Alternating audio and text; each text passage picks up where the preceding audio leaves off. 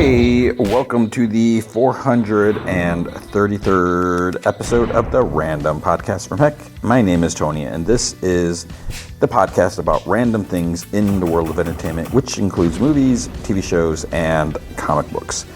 Big shout out to Andrew Loken. He is a big supporter of the show. You can be a supporter by going to patreon.com/gmanfromheck. Any amount you can commit to will be awesome. If you commit at the Rick Jones tier or higher, you get access to the secret podcast from Heck, which is an additional 30 minutes of podcast entertainment every single week. What I do last week was an Off My Mind episode about superheroes have civilian lives. What happens if they, like Secret Wars, where heroes were teleported off the planet, gone for who knows how long. I mean, they're only gone for like a little over a week or so, supposedly. It seems like it was longer. But what if they're gone longer than that? What if someone like some jerko like Dr. Doom kidnaps them, locks them in a dungeon somehow? And how do they pay their rent or mortgage? And what happens to that? You know, you can't say, well, I was out saving the world. So we're going to have some discussion on that. This week, I'm not sure what I'm going to do this week. It might be another comic book look back. We'll figure that out.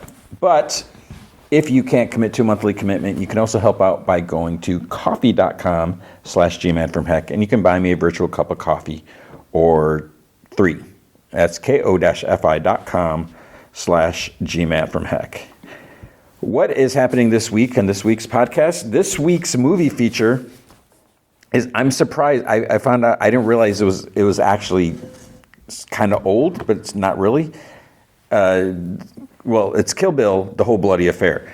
Obviously, you know, the movies came out, what was like 2003 or something? Was it 2003? It was a while ago. But what The Whole Bloody Affair is, it's basically the two movies put together as it was originally intended. There's some editing, there's some added stuff, like some animation scene, there's more animation, there's colors, more violent, whatever. There's this like lost chapter. So there's like extra stuff to it. But the thing is, it's like 4 hours and 40 minutes. There is an intermission in there. There's like a 15-minute intermission, but 4 hours and 40 minutes, that is a long time. I was like kind of stressing, complaining, whatever, about Avatar 3 being 3 hours and 15 minutes. This is a whole other thing. So you'll hear about that. How was it? How did it feel? Well, spoilers, I really, really enjoyed it. So you can hear more about that later. We also have, we got some more Stranger Things. We got more Fionna and Cake. Man, that show is just, it's so nuts. Oh man, Welcome to Derry was a crazy episode this week. And we got Pluribus, and we got comics and some news. Not a whole lot of news. It seems kind of weird. It felt very light. Big news is Supergirl trailer. And I'm down with, what's her name, Millie Alcock? Is that her? I forget it. I think she's a good actress. I liked her in House of the Dragon. I thought she was really good in that role. I didn't love the show because of the old timey thing or whatever, and I would like to have watched season 2, but I just didn't have the time and didn't have like the burning desire to watch it. And plus the fact that she wasn't in it, because you know they kind of did a time jump thing. But she was good in the role. So she's got the acting chops and all that, and she's definitely has, she can convey this attitude that they're kind of giving Supergirl. So I think it's going to be really fun to see her. I really like Supergirl. I feel, I've long often said that Supergirl is kind of gets brushed under the rug. She's like overlooked. I feel like she should be a way bigger character, way more popular. And I don't feel like she gets like the limelight or the attention that she deserves.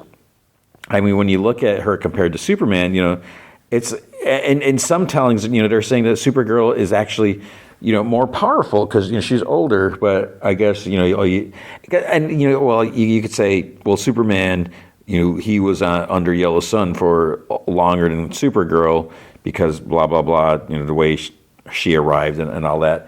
But it doesn't matter because there's been times where Superman has like drained all his energy and started from scratch. So you can't say that, he's had 30 years of absorbing sunlight and Supergirl's whatever.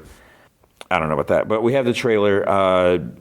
It's based off the Tom King miniseries, Woman of Tomorrow.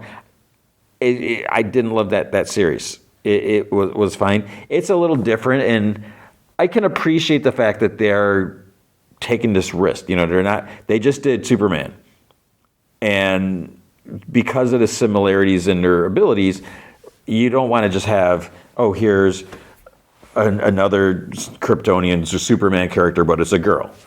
So they're putting her on a different planet and doing different things. I think that's kind of it's a smart idea to have the same basic power set, but in a totally different environment. And if you watch a trailer, you see, you know, she's drinking, she's getting drunk. Superman can't get drunk, but she's out in space, not under a yellow sun. So that means she's going to be a little depowered, which is another thing to make it interesting. So she's not, you know, completely unstoppable and all that. One thing they changed in the trailer, they said that she's 23, but and pretty sure in the comics, she just turned 21 or something like that. So she's out drinking because she's 21. But we have kind of a different situations here. It kind of feels like the Supergirl here is drinking more because like kind of like a survivor's guilt type of thing. So we'll see how that goes. And we got Crypto in here, but I'm not going to say anything more about that. Oh, we also had a first look at Lobo. Super brief, crazy short look. That's cool. I mean, I used to really like Lobo. I got so tired of him, and just his whole attitude is just like, bleh. But it'll be interesting. Lobo was not in the comic, so they also changed that. But the trailer, it does seem very comic accurate. I mean, there's even like dialogue straight from the comic about like how, you know, Krypton didn't die in a day type of thing or something like that.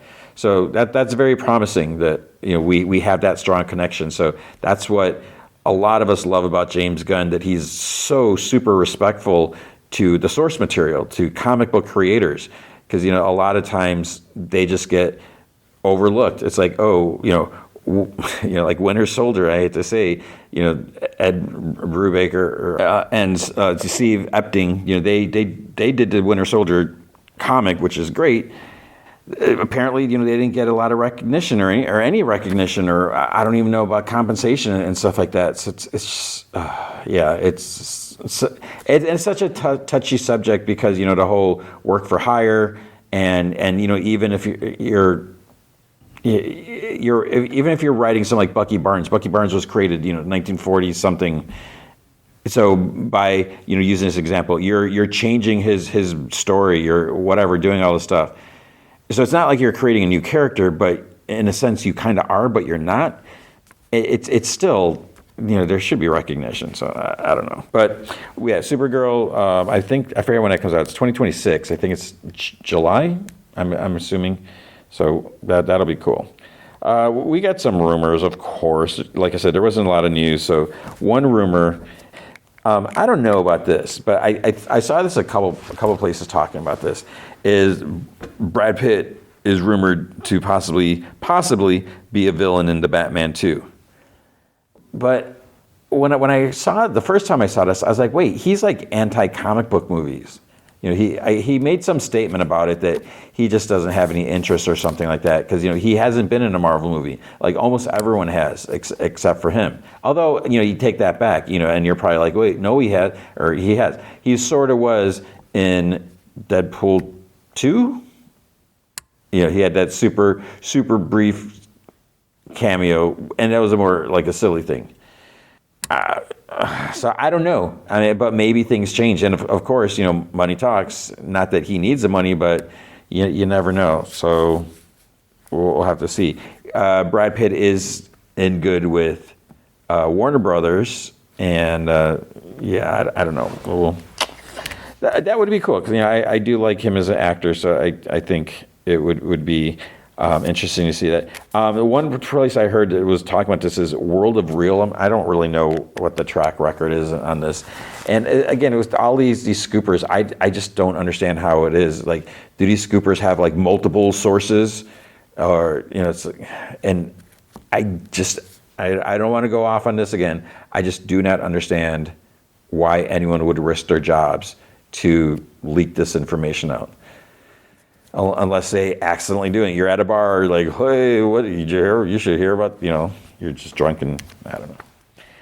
There's also a rumor that like Marvel Zombies 2 or season 2 is going to be happening. I would like that. I enjoyed the first season. It was interesting because it was different, and you got these characters that and it was like a what if. It was like just totally different, and I like that. The anything goes attitude is like you never know who's going to survive. So many people have died, and we did get like a big cliffhanger at the end. So I like that. I'm down for that. There was a Street Fighter teaser trailer. I don't know what to make out of this. For me, I was like so out of touch with it. It just feel like this movie came out of nowhere. All of a sudden, it's like Street Fighter is wrap production. I'm like, wait, what? They're making a Street Fighter movie? And I personally don't know. I don't think I know anyone in the movie. There could be people that are known in whether, the fighting world or whatever, martial arts world. As far as the trailer, it looks kind of over the top. It looks a little silly, but it does look kind of game accurate. The trailer is very, and I don't even know if it was like meant to be a full trailer. I don't know if there was like one of those video game shows or awards thing, or maybe they showed it there. But will I see it? Only if there's nothing else out that week. I don't really have a horse in the race or whatever as far as Street Fighter. I played the games, Street Fighter 2, but yeah, I don't really care one way or the other. Sorry to say, but the trailer could be interesting. We'll see it. And I would have to say, I probably played a lot more Mortal Kombat than Street Fighter. But we'll see. Yeah. Weird, Jennifer Lawrence and Josh Hutcherson are going to be in Hunger Games, Sunrise on the Reaping. It's like, how could that be? This movie is supposed to take place like 24 years before they're reaping. So it would be like before they're born. It's probably going to be like some flash forward. It doesn't even make sense. So basically, if you're not familiar with the story, with the movie, with the book, this one is taking place where Haymitch, Woody Harrelson's character, we get to see when he goes into Hunger Games. And I really like the book. I like the book. I enjoyed the first one, not the first book, the other Serpents and Snakes, or whatever that was. That was a good book. I was surprised. I was like, I don't want to see a story about a love story with President Snow. It's like, ew. He's evil, but that was a good book. I enjoyed that, but this one I liked a lot more. So I'm really excited for this, and I don't understand why, but that's cool. Okay, Black Panther 3 supposedly is going to happen sometime in 2028. New York Times did like some profile on Ryan Coogler, so I guess that's happening. I don't even know where we're at with that. Like, what's going on? It's like, are they recasting? Are they not? I don't know. And because he died, but he died off camera, I don't know what they're going to do. There's no telling. So I'm just going to not even think about it, just wait and see. And then, like I said, there's not a whole lot of news. The last bit, I should have wrote down. I don't remember who it was. Someone's going on about Sadie Sink, the Spider-Man rumor.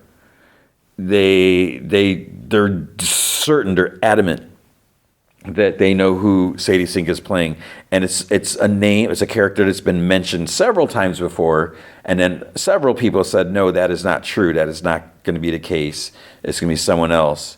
And then there's that Shathra or whatever character. So the scoop, I'm so sorry if you're listening, Scooper, I know you're not. I don't, this person said that Sadie Sink is playing Jean Grey. That they're like, no, I have a really good source, and that's what I've heard. And all those other scoopers who saying that she's not playing Jean Grey, they're wrong.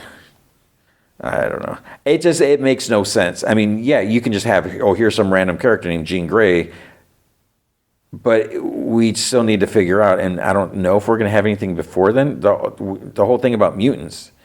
how does that come in? And it's just weird that they're going to introduce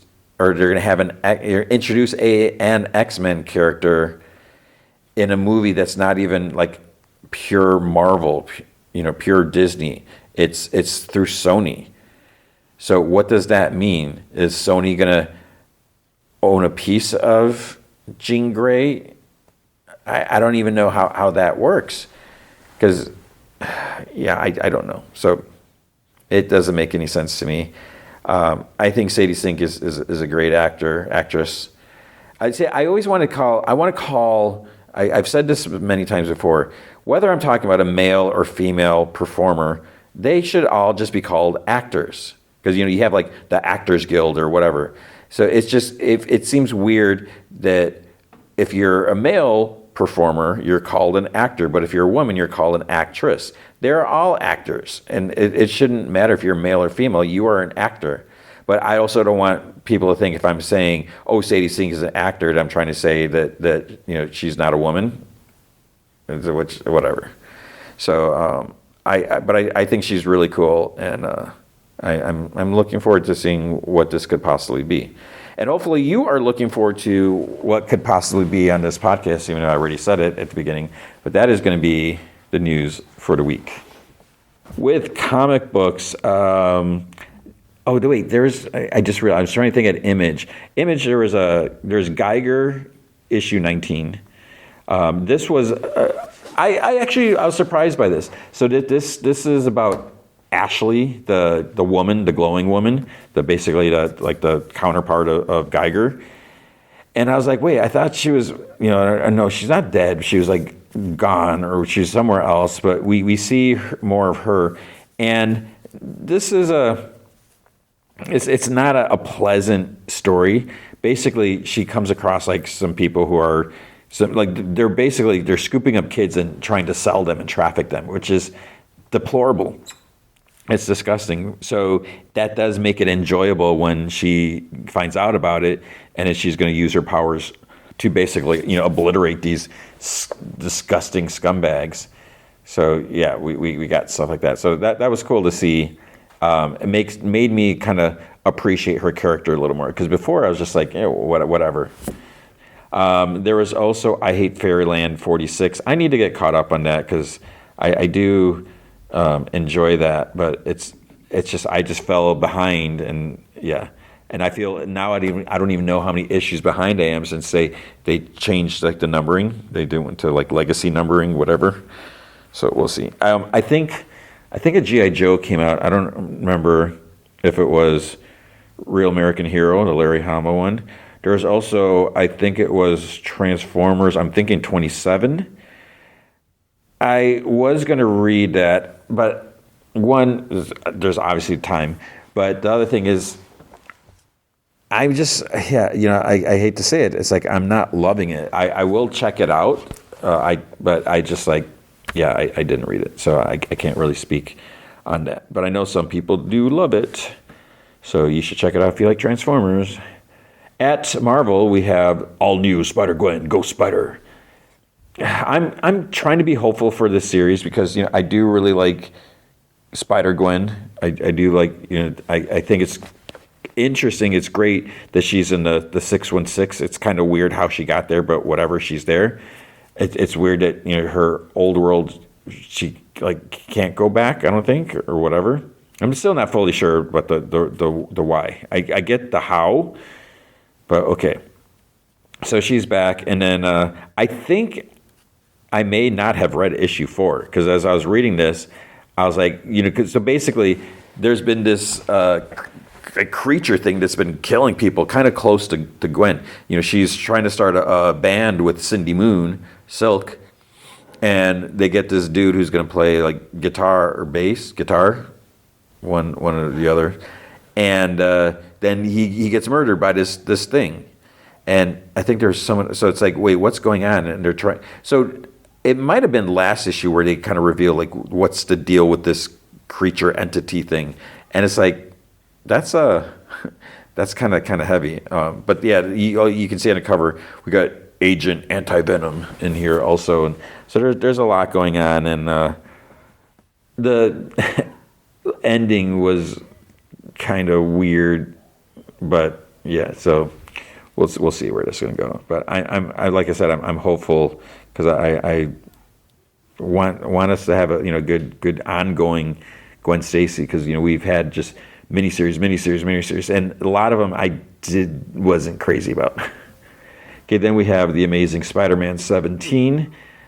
Here it's a space issue, so they're flip-flop. So in case you're unaware, and I've sort of maybe tiptoed around it, is Peter Parker is out in space. So Spider-Man's out in space. On Earth, we have, I won't spoil this even though it's out there, someone else is kind of, or as I keep saying, two people are kind of covering for Spider-Man on Earth. But so here we get the space story, and as Joe Kelly's been doing, he's been doing like some flashback stuff with like young Peter and like Uncle Ben and that. So there's this other moment here, which is kind of an important moment, and there's a reason that Peter thinks about it, so that helps the story. But what was weird, I don't think I mentioned it last week. I think it was last week. There's a Miles Morales issue. And yeah, so I didn't want to spoil it last week, but I'll mention this week. Pretty sure Spider-Man all of a sudden popped up in Miles Morales. Because he's like, wait, your costume.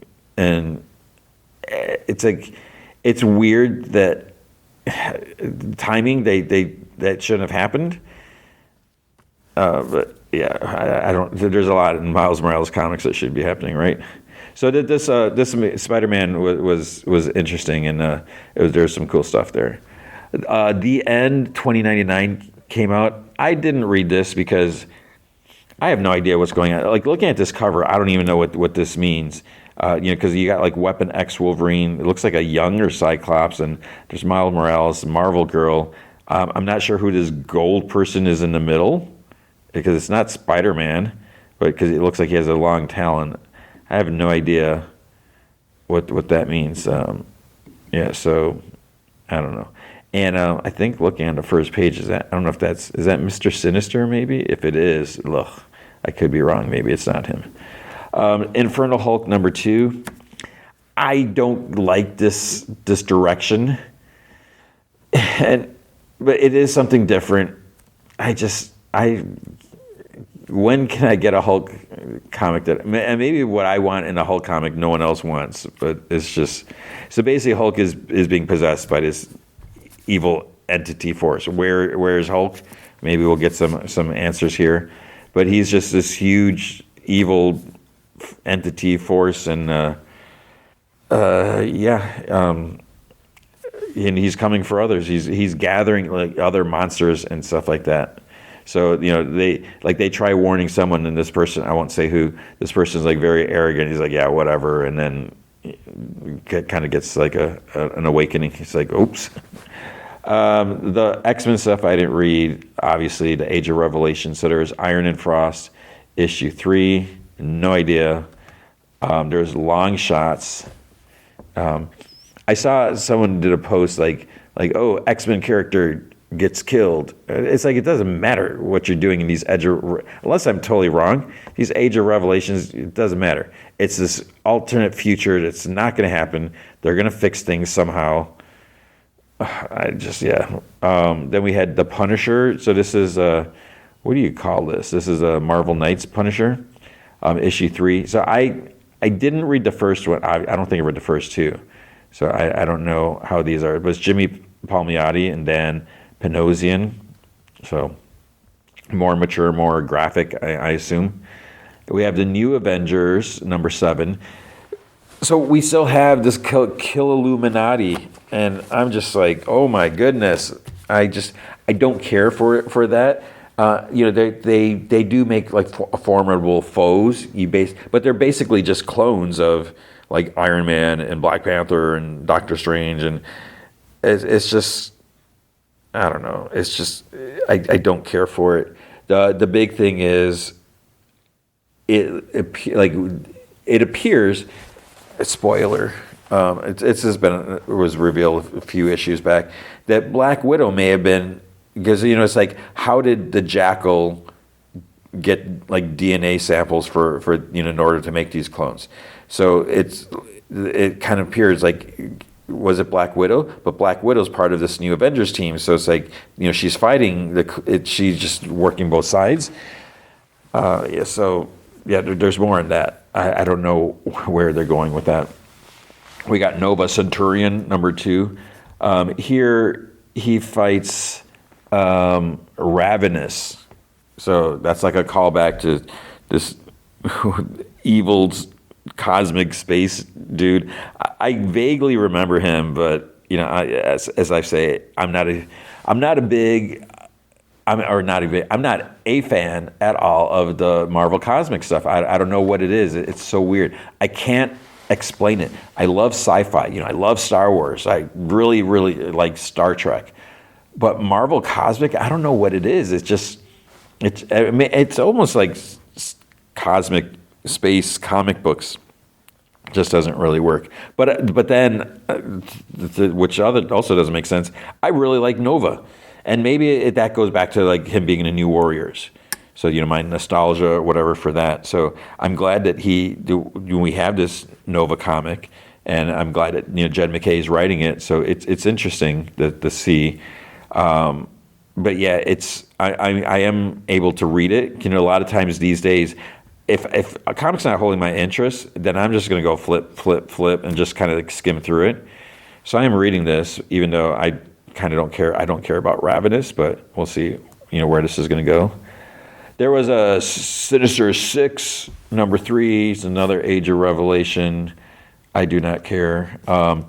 Spider-Man Wolverine, issue 8. So I started reading it. I was like, okay, yeah, I'll check this out. I don't think I read issue 7. But then we have this Arachnix character, which I think is it she? If it's the same one, I think she's been around for a few issues now in this comic. As I start reading, it's like, oh, they're on this alternate Earth, blah, blah, blah, this and that. And then we have all these other alternate versions of the characters. And I'm just like, oh my Lord, I don't care about alternate stories about this. And I'm so baffled by this comic. We have this ongoing series with Spider-Man Wolverine where there's no way they can fit these adventures into their continuity. One, Spider-Man's not even on Earth. Wolverine's in where is he at? Louisiana? And it's like, how does he travel around? They don't have teleporters. And so I will say there one weird character, weird as in different. There was kind of it was almost like a She-Hulk Psylocke character. It is what it seemed like. So I was like, oh, that's kind of interesting, and maybe I will go back and read this because of that. It's like, who is that? Is that Jennifer Walters, or is that Betsy Elizabeth Braddock or Quanon? I was like, I don't even know who that is, but that is crazy to have psychic blades and gamma powers. So I'm a little curious about that, but not enough to actually read the comic.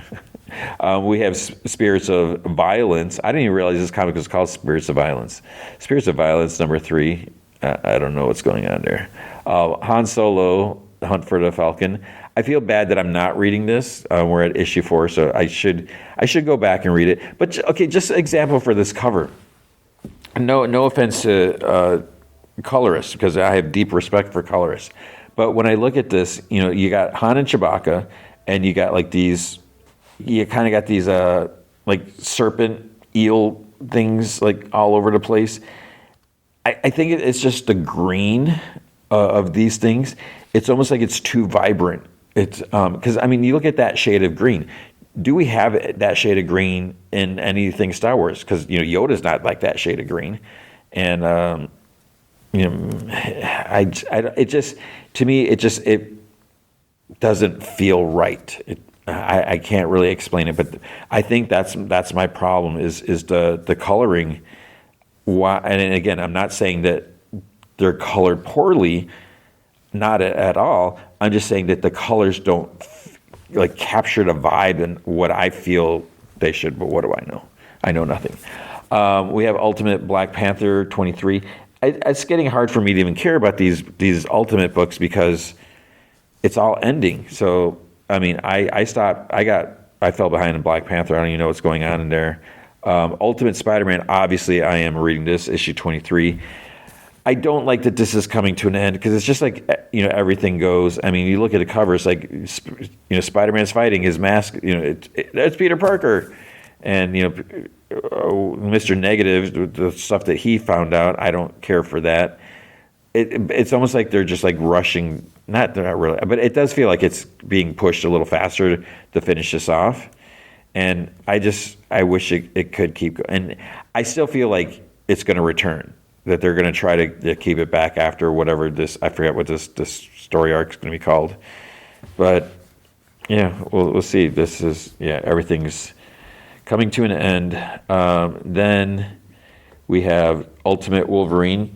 I'm a little curious about this, but I'm not going to read it. I mean, it's crazy. We're at issue 12 because I read like the first issue and maybe skimmed the second one. I didn't care for it, so I don't even know what's happening here. But it's like, does it matter? Ultimate Universe is ending, so who cares what Ultimate Wolverine's doing? And then there's Age of Revelation, Unbreakable X-Men #3. I think that's Gambit, right, on the cover, Blind Gambit. So yeah, I didn't read that. Over at DC, there's Absolute Batman #15. I need to read this. Actually, I don't even know if I should say read this or reread this. I started reading it because it's like, oh, we got Absolute Joker. And, I know a lot of people are excited about Absolute Batman. A lot of people are excited about Absolute Joker coming up. I started reading it, and one of the things that Scott Snyder is great at doing is writing. And there are sometimes he gets very, I don't know if I would say he gets very verbose, but he gets very verbose, I guess. He does a lot of, whether it's prose writing, or basically, simply put, there is a lot of text boxes. So you have to do a lot of reading. And I feel so silly when I say that. It's like, oh, poor Tony doesn't know how to read or doesn't like to read because he complains when there's like a page full of text boxes. It's just, there's like all these like 2-page spreads, text box. It's like all this, and from what I gather, because I started reading it, and then it's like, here's this 2-page spread with all these text boxes about Joker. And I'm assuming we're getting the Joker's background, which is an interesting choice, but it's like, why not? I always like the fact when we have a mysterious background, it might feel like you're kind of taking the easy way out because it's like, oh, it's mysterious. I don't have to write it. You don't have to write it because it's just mysterious, but I think we get the story, and I don't know maybe there's some mystery thrown in there. Maybe we don't get all of it. I do need to read it because I was just like, I can't. It's like, oh, here's all this stuff. Okay, what's happening next page? Oh, look at that. Oh, here's another 2-pager with all this text. So as I keep saying, you get your money's worth with Scott Snyder comics. I mean, one, he is a good writer. I have to admit that. But where some people would say, when you read a comic, it's like, oh, I read that comic in 5 minutes. And plus, you're paying, $5 for a comic. You shouldn't like just zip through it. It should take longer than that if that's $5. And some people say, well, $5 is nothing. But when you add up all the costs, all of these comics, that's a lot. So you should get your money's worth. And you get your money's worth with this because you are not going to read this in 5 minutes. Because I was like, I got to start recording the podcast. I don't have time to read all this. So I will. I hope I will read this. Give it another, more time to see what's going on. Because I'm curious, what is this Absolute Joker's deal? Because you look at what is going on the cover. Then we have DCKO, Wonder Woman versus Lobo. At first I was like, wait, what's going on? Because I kind of figure, I was going to say, it should be obvious who's going to win, or who should win, but it's not obvious because, they'll throw these curveballs at us or whatever.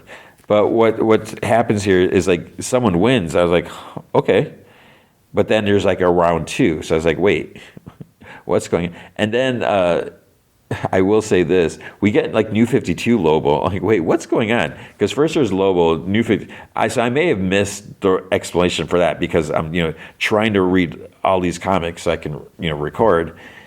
And I was like, wait, what's going on? And then there's like regular Lobo again. So it's like, okay, so definitely something interesting happens here.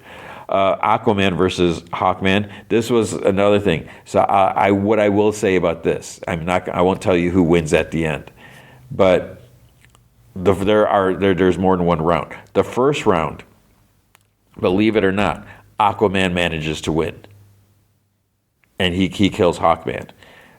But then if you think about it, and I don't know if this is kind of cheating. Hawkman, what's the hawk god? I forget his name. But he's like, you guys come back and you just unacceptable, or he says something. So he comes back. And then it's like, he's like, Arthur, we're not done yet. And it's like, wait, dude, you can't just jump in at him. And all of a sudden he's like, I'm going to fight some more. But he does. And I won't say anything more about that. And in case you missed it, these KO things, so like everyone is supposed to be fighting.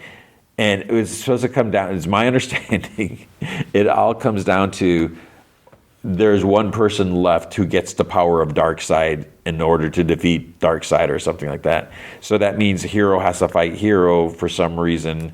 And yeah. Action Comics 1093, Notice of Foreclosure. So Mark Waid's continuing his like Superboy stories, and basically a bunch of farms are getting foreclosed.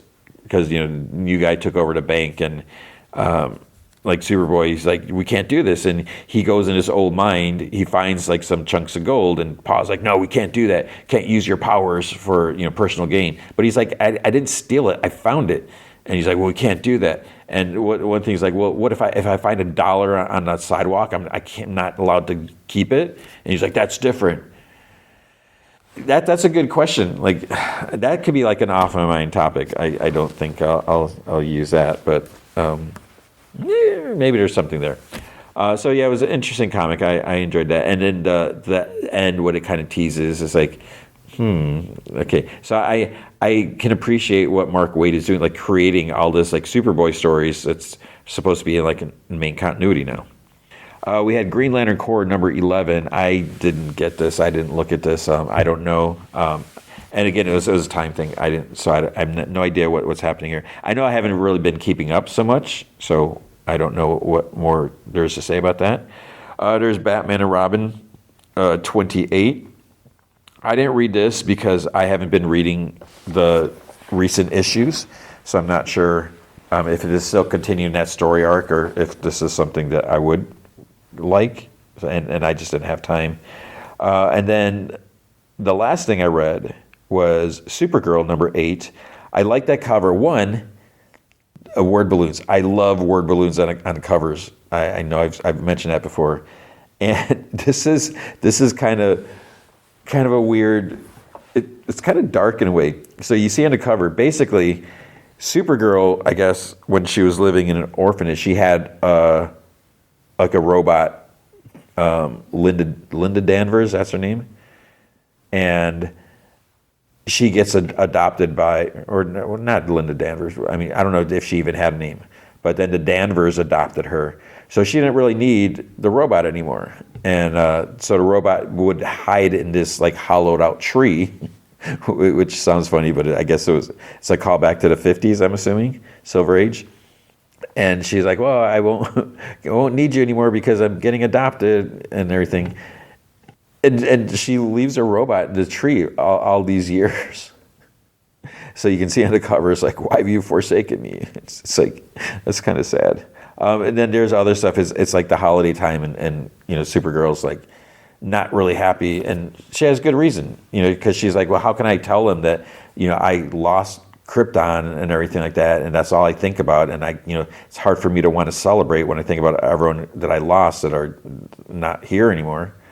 So that's like heavy, and that is like a huge deal going back to the movie, because Superman doesn't feel that. He has no memory of Krypton. Supergirl lived there for over a decade. She was a teenager, so she has all her friends. She knew what life was, and all of a sudden, all of that is wiped out. So that is like, and the fact that like she is virtually like the last survivor, aside from Kal-El. But it's like you got to have survivor's guilt. I mean, she must be like, why me? Why did everyone else die and I didn't? And then the thing is like, should she rise above and make something out of her life? But it's like that's not, it's easier said than done. So that's another reason why I just find Supergirl like such an interesting character. And she is, but she's not just a Superman, clone or whatever.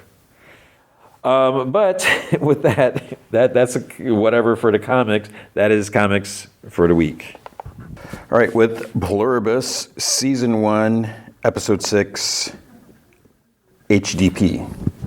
And we have 9 episodes in the season. It's so weird how shows it's not like all shows are 24 episodes like they used to be, or they're not all 10 or 12 or 8. It's like a guessing game. Anyways, it starts off at where it left off, because last week, huge cliffhanger. So Carol goes to the Agrojet facility. We don't know what she saw. She saw something. So here, she like runs out. She drops her flashlight. She like bends over, and I'm like looking. It's like, wait, did she bomb it? She goes to the squad car. She grabs a camcorder. She goes back inside with flashlight, and she seems a little hesitant. And then she records as she's walking. So she turns it on her face, and she's like, she says she's at Agrojet, whatever. It's a refrigerated warehouse, Albuquerque, New Mexico. She mentions it's cold. She shows the size of the place, different rooms, whatever. It's packed to the rafter with lots and lots of shrink-wrapped items. She's like, well, what's inside? And she says, well, a picture is worth 1,000 words. So she sets the camera down, and she lifts like one of the Frozen thing, and she's like, yeah, that's not a butterball. It's definitely, a wrapped, severed head. And she's like, what are they doing with all this, huh? She's like, guess, fudging guess, because this whole place is filled with human bodies, parts of them. It's pieces of them, all vacuum sealed. It's like, that's what this whole plant is being used for. And it's been happening right under our noses. I mean, they got out of this town in a hurry, but I guarantee you before that, they were probably doing 3 shifts a day in here. What's behind this door, huh? She's like, it's a meat grinder the size of a bus, and vats, cooking vats, and wait until you see what's inside those. So she records this whole thing. What are these people? They're eating humans? So she returns home. She takes out the SD card envelopes. It's like, okay, they don't lie, but I feel like she should be like making copies of these, because she just takes it out of the camcorder and she sends it out. She has 0 backup. No backup files, which, she can always, well, this case is different. The other ones, she can always record another little speech spiel, I was trying to say. But here, she's actually recording at the place. I feel like, she must have a laptop. It doesn't seem like she does. So she writes a note, she picks up the phone, and then she like hesitates. She goes upstairs and she packs some stuff, walks out the front, and then she comes back in. She like shampoos the area of the rug in front of the sofa, and I'm trying to remember, it's like, did she spill something or do something there? Maybe. Then we get the intro. Okay, so then we end up in Las Vegas, and we see a woman's making drinks. It's like the Elvis bar, hotel, whatever thing that, what's his name, wanted to go to. Kumba, I think is his name. So this lady serves drinks, people, there's like all these people dancing and talking. They're all like dressed fancy. And the last 2 drinks go to, there's this other woman, and then she takes one over to Kumba. He's at this big casino table. He's sitting at one end of the table. There's 2 women, standing at his shoulders on either side. There's a guy like sitting across from him. There's people all around this table.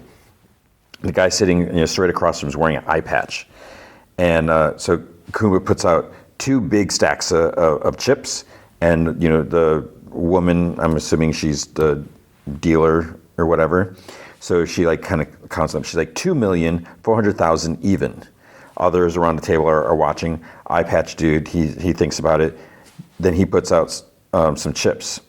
And then I think he puts out, because I think Kumba only put, I think it was only like 2 stacks. So this other eye patch guy puts more in, and then he's like all in. So the lady looks at the chips and she's like, $5 million, house record. So the others around the table are kind of squirming, whatever it seems like. Kumba's still sitting. He's got this smug smile. He puts more chips out. Then one of the ladies at his side is like, "Are you sure?" He just like touches her hand. He continues smiling. Then the lady tells the dealer, she's like, "Reveal your cards." So Eye Patch flips his cards over, to whatever cards that were remaining. He has a straight flush. So Kumba hesitates, pushes his cards out, flips them, fans them out. He has a royal flush. So it's a higher hand. So the two women kiss him on the cheek. Everyone applauds. Even Eye Patch applauds. It's like, wait. And then Kumba says, "Hey, pal, stay in character." So Eye Patch pauses. Then he angrily sweeps his glass off the table, his drink, and then he stands up. He's like, "You may have won this time, Mr. Diabate, but your luck is about to run out." And Kumba's like, "Someday, perhaps." And he stands and he buttons his suit coat, "But not today." So he gives a chip to the dealer lady, and she's like, "It's been an honor." So Kumba leaves his ladies. He leaves his chips on the table. I guess, does it really matter? Then he turns, "Anyone else?" So the dealer lady smiles. She gets up. Then the waitress joins him. And then the lady sitting next to Eye Patch, she goes over with him as well. And then he says to Eye Patch, "Dude," he's like, "Next time." And into the whole room, he's like, "It has been a pleasure." They all clap. And as soon as he's out of the room, music stops. Eye Patch removes his eye patch. This other lady takes off earrings. If you start picking up the broken pieces of glass from Eye Patch's drink, and then tables cleaned up.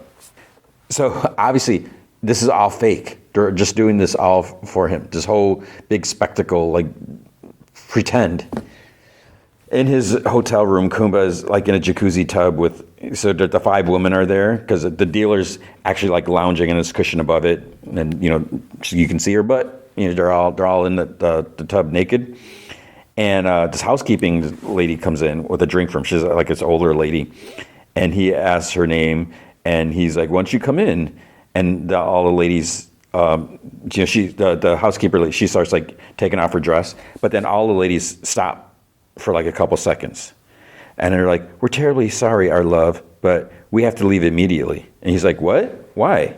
And one is like, "You're going to have a visitor." So they start getting out of the hot tub, and one is like, "You can come with us," and he's like, "Well, sooner or later we'll have to talk." And so he's like, "There's no time, or there's not time even for a little." And they just keep going. He even tries getting the older housekeeping lady. He's like, I forgot what her name is, and she just waves by to him. So obviously from that, he's being intimate with them, and they just play along. But and he's doing that, but he's doing it with the whole world because they're hive mind. I don't know. It's just so weird, and he's just totally okay with that. Carol, she's driving. She's reached Vegas. She says to herself, she's like, "Please be here, please be here, please be here." The streets are all empty, and she arrives at the Westgate Hotel. There's a big digital sign on the hotel. It says, "Welcome, Carol," big flashing letters. So she drives up to the front, walks her to empty casino, sees another digital sign that says, "Carol, rendezvous, Verona Sky Villa, 30th floor." So she gets in the elevator, finds, figures out which way to go. There's an open door. She knocks, and she's like, "Hello?"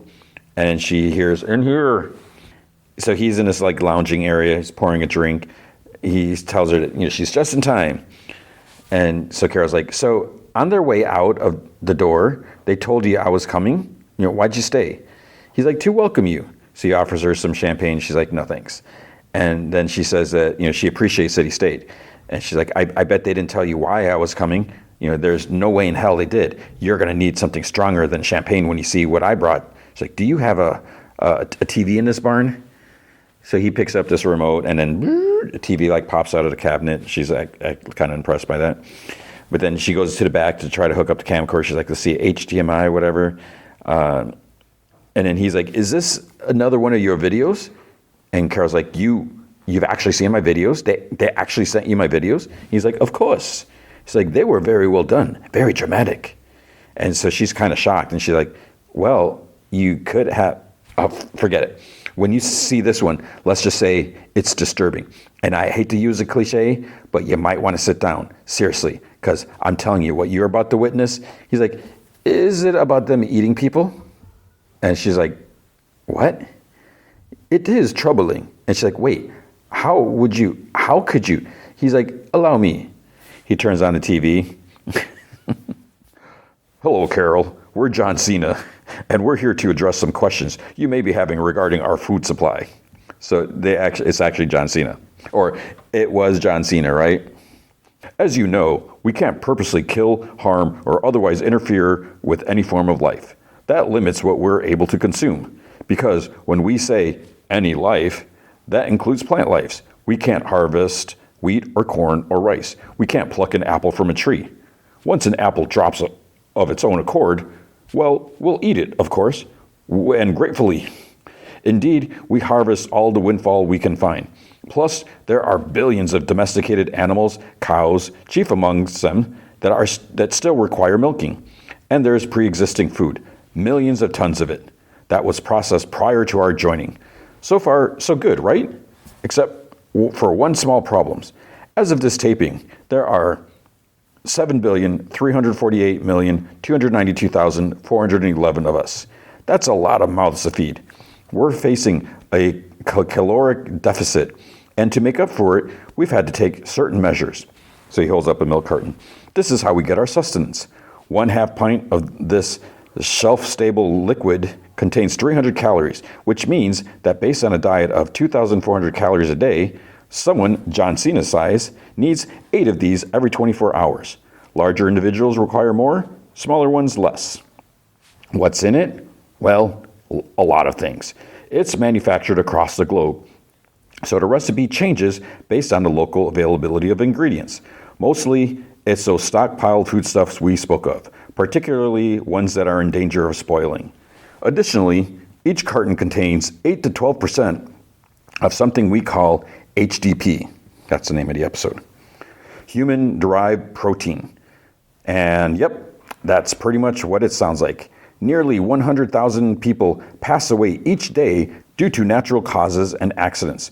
Those human remains, which would otherwise go to waste, are our source of HDP.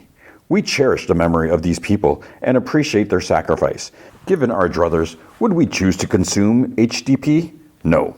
Throughout history, most cultures, though not all, have taken a dim view of anthropophagy, something like that, which I didn't know that's what it was called. So that's basically cannibalism. Honestly, we're not that keen on it ourselves, but we're left with little choice. Rest assured, Carol, you will never have to consume this product. Not unless you want to, which we assume is unlikely. We will never serve HDP to you in any form at any time. We will continue to reserve only the freshest, best windfall and stockpile foods for you. We hope that clears things up.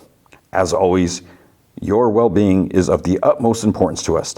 Any comments, concern, call anytime, day or night, and leave a voicemail.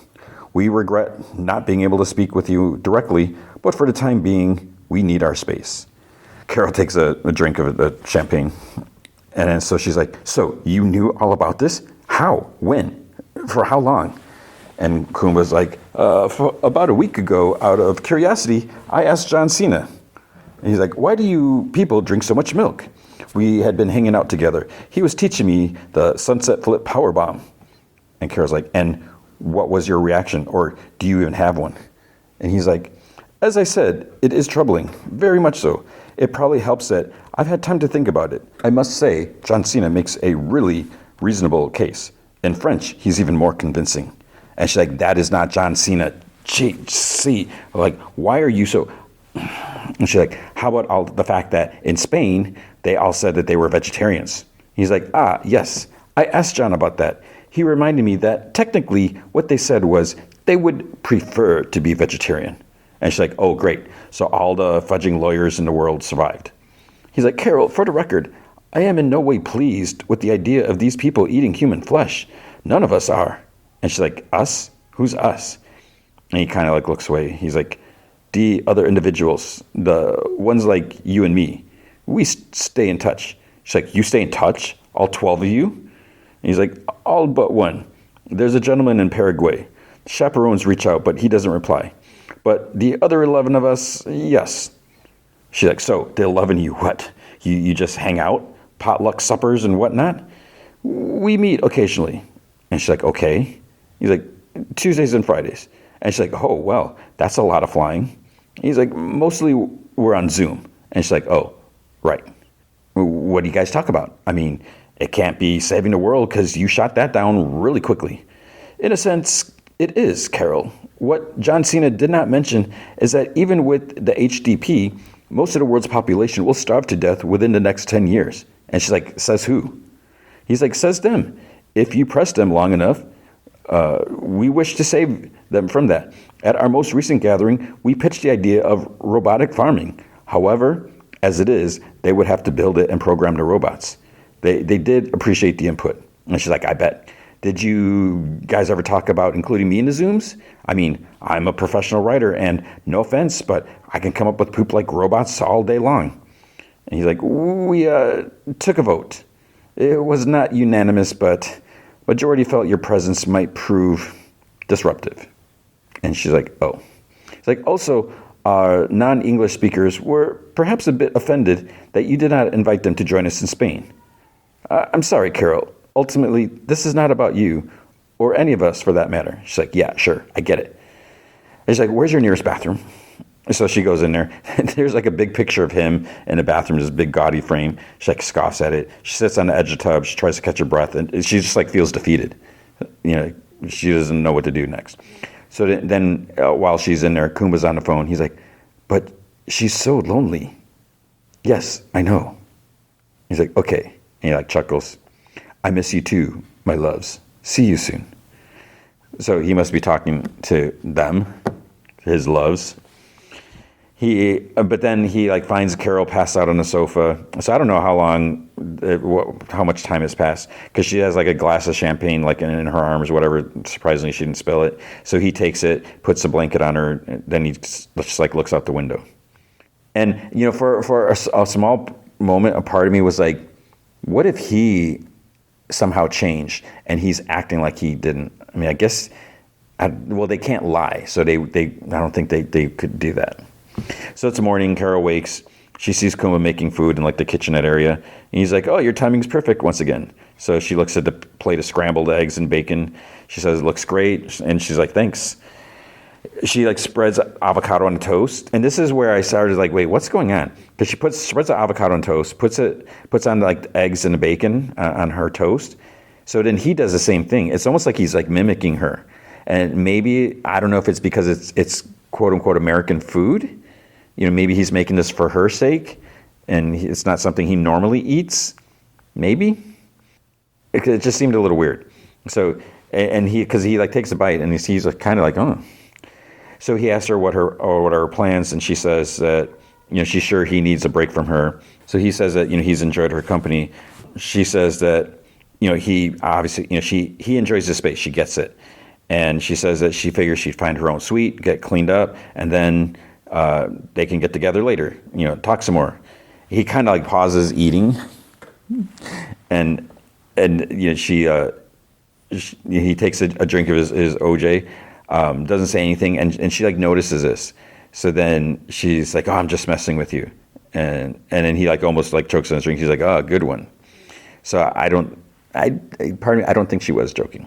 She's like, truth is, it's like, I can't get out of Vegas fast enough. The city is like a $1 trillion light up ashtray. It's like, no offense to you, you're in Newtown. It's like, none taken. It's like, I'm sure it's no Albuquerque. So then as she heads out, you know, he says that she can always call him. He's like, you know, dial 0 and they will find me wherever, you know, he's at.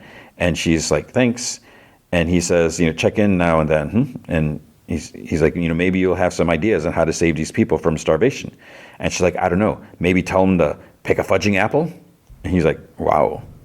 And she's like, sorry, I didn't mean that. Well, I mean, yes, I did, but not like it sounded. Yeah, I'm not some kind of monster, you know? They're just doing this to themselves. They are choosing to starve. And he's like, they do not see it that way. And she's like, listen to me. The only way to save these lunatics is to turn them back to the way they were. There is a way to reverse this. Help me find it. Do you seriously think the world is a better place now just because it's peaceful? It's like, well, once they turn us, we're going to starve right along with them. Have you thought about that? And he's like, they cannot turn us. Not without our consent. And she's like, what do you mean? He says, it seems the only way to make their virus work on us is by tailoring it to our individual stem cells. But to obtain those stem cells, they must first collect them from our bodies. And she's like, what? He's like, apparently that involves sticking a large needle into the bone of the hip, somewhat painful and very invasive, something they cannot do without our permission. And she's like, when did you find this out? He's like, they made this discovery only yesterday. They are not pleased about it, I can assure you. They asked me if I would give my consent. I said, regrettably, as of this time, I prefer not to. So Carol puts on her back, she picks up a phone, and she gets a, hello, Carol, this is a recording message. And then she's like, it's me. Is it true that you need our stem cells to turn us into you? And furthermore, is it true that you need our express permission to collect those stem cells? And she hangs up. And Kuma calls Carol over to window. The hotel digital sign says, that is correct, Carol, on both counts. So she picks up the phone again. Hello, Carol, blah, blah, blah, blah. Beep. She's like, I'm officially going on record that I do not consent. You will not lay a finger on me. Repeat that back. So she hangs up, stares out the window at the sign, and then it changes. We hear you, Carol. You do not consent. No stem cells will be collected from your body. Your wishes will be respected. And she feels relieved. But, so you're thinking about this, because what does it say? No, because of what they said, we prefer to be vegetarians. So obviously they're very tricky. So they said, no stem cells will be collected from your body. But why did they show us that flashback when she and Helen were at that ice hotel? At first I was like, oh, that's where I figured out, dumb me, oblivious me. That's when I figured out, oh, they're actually a couple. They're not just coworkers or best friends. But what did Carol say there? She's talked about having her eggs frozen. And I'm no scientist or whatever. I think, right, you can get stem cells from eggs. So I don't know if they can still get a sample from her. Do they need her consent to get them from her frozen embryos? So she heads out, she goes to her squad car, and Kumba's like, this is your vehicle? And she's like, yep. He's like, interesting choice. And she walks by some parked Lamborghinis, whatever, some fancy cars, personalized plates, Monday, Tuesday, Wednesday, and she's like, you too. So then he leans in the window. He's like, for what it's worth, the world is doing the best it can. It misses you. Zoja misses you. They want to come back, Carol. They're just looking for a change of heart. And she's like, fudge him. And she's like, watch your toes. She takes off. Then the time is 12 days, 12 hours, 42 minutes, 59 seconds. But then it starts counting back. And it goes all the way back to 9 days, 18 hours, 16 minutes, 58 seconds. So it backed up a little bit. So we're at 12 days. Now we're back to 9. The guy in Paraguay, he's writing numbers in his journal. He's listening to different frequencies for 30 seconds or so to cross out the number. So he's just scanning everything. Flips back a few pages. There's one he put a question mark, enters a frequency, listens. It doesn't sound like normal static. There's something, so he just writes down another question mark. Not fully sure what he's trying to hear, but there's something. So then he peeks out the window, sees someone putting food out for him again, honks the horn when they leave. He turns off the radio, goes outside, has his tire iron, dumps the food through the fence. But then he sees there's an envelope that says, from Carol Sturka. And inside there's a videotape, VHS tape. So he inside he puts it on. To my 12 fellow survivors, blah, blah, blah. So you can tell he's surprised to hear that there's 12, because he probably had no idea. He thought he was the only one, maybe. So he's reading the captions, there is a way to undo this situation, to turn the world back to the way it's supposed to be. It's they can't lie. So he tears off the address from the envelope, I think, and he puts in his journal. He goes outside, goes to the gate, and then he goes out, locks it behind him, goes through the gate, walks out. The lights suddenly turn on all around him, down the street, and he's a little freaked out because, it's nighttime. So he runs a bit. He goes in, enters his building, goes up the stairs, and he's ready with his tire iron, enters an apartment, and he calls out, if there's someone inside, they better come out. And he says it in Spanish. And so it's obviously this is his apartment. So he's probably been staying the whole time at the whatchamacallit, the storage facility where he was probably working when everything went down. So he grabs a bag, starts emptying like the cupboards. He looks in the fridge, sniffs a container of leftovers, starts like shoveling in his mouth because he hasn't had any real food in 9 days. Grabs some clothes from the bedroom. He has a bunch of maps, different countries and that. He shuts the blinds. He pulls out an end table like next to the bed, and then there's like some stuff like in the overhead like light, whatever. It's like maybe cash. I don't know what it is. In the garage, he pulls a sheet off a convertible, puts his bags in the back. I saw him going back to the cash. I'm assuming he took out cash. He doesn't know that he doesn't need cash anymore, but I'm assuming that's what it was. So he puts his bags in the back of the car. He grabs his big like gas tank, and then he opens the door. He drives out, but then the car suddenly stops just as he exits. It's just like it stalls on him. And then in Spanish, a woman's like, "Hola, hijo," and she's like, "We're happy to see you. You must be hungry and confused. We can answer any question. Tell us, what can we do for you, son?" And he's like, "Don't call me son." And he says in Spanish, she's like, "You're not my mother. My mother's a witch." He doesn't say witch. And then he turns the wheel of the car so he can like angle it down the street. And then he starts rolling it downhill because there's the road turn or slopes down. So he can like jumpstart the car. And then she just watches him drive off. Then it's kind of cool. There's like this different version of People Are Strange. And it's in some other language. I don't know. I don't think it was Spanish. But it was I looked it up on with Shazam. It was like Kit Sebastian, but it sounded like a woman, and it was like some language. So it was kind of a cool way. I like when shows do that, when they used different songs for the end credit instead of like a theme song. So it's just, I don't know, silly, but yeah.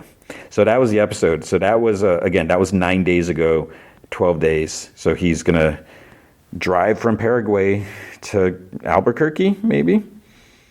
And we'll have to see what happens from there. So at least if this is a case, it sounds like maybe he's willing to listen to Carol's ideas and see, try to change things back. So that's good. At least there's one person. The other 11, whatever, they're obviously content, which is just kind of weird. Okay, then Welcome to Derry, Season 1, Episode 7, The Black Spot. This show's so good. This episode, oh my goodness. There's so much that happens. It's crazy and it's emotional and freaky. It starts off in 1908, just like carnival. You see the stage, time for Pennywise, a dancing cloud. Kids cheer, so the kids love him.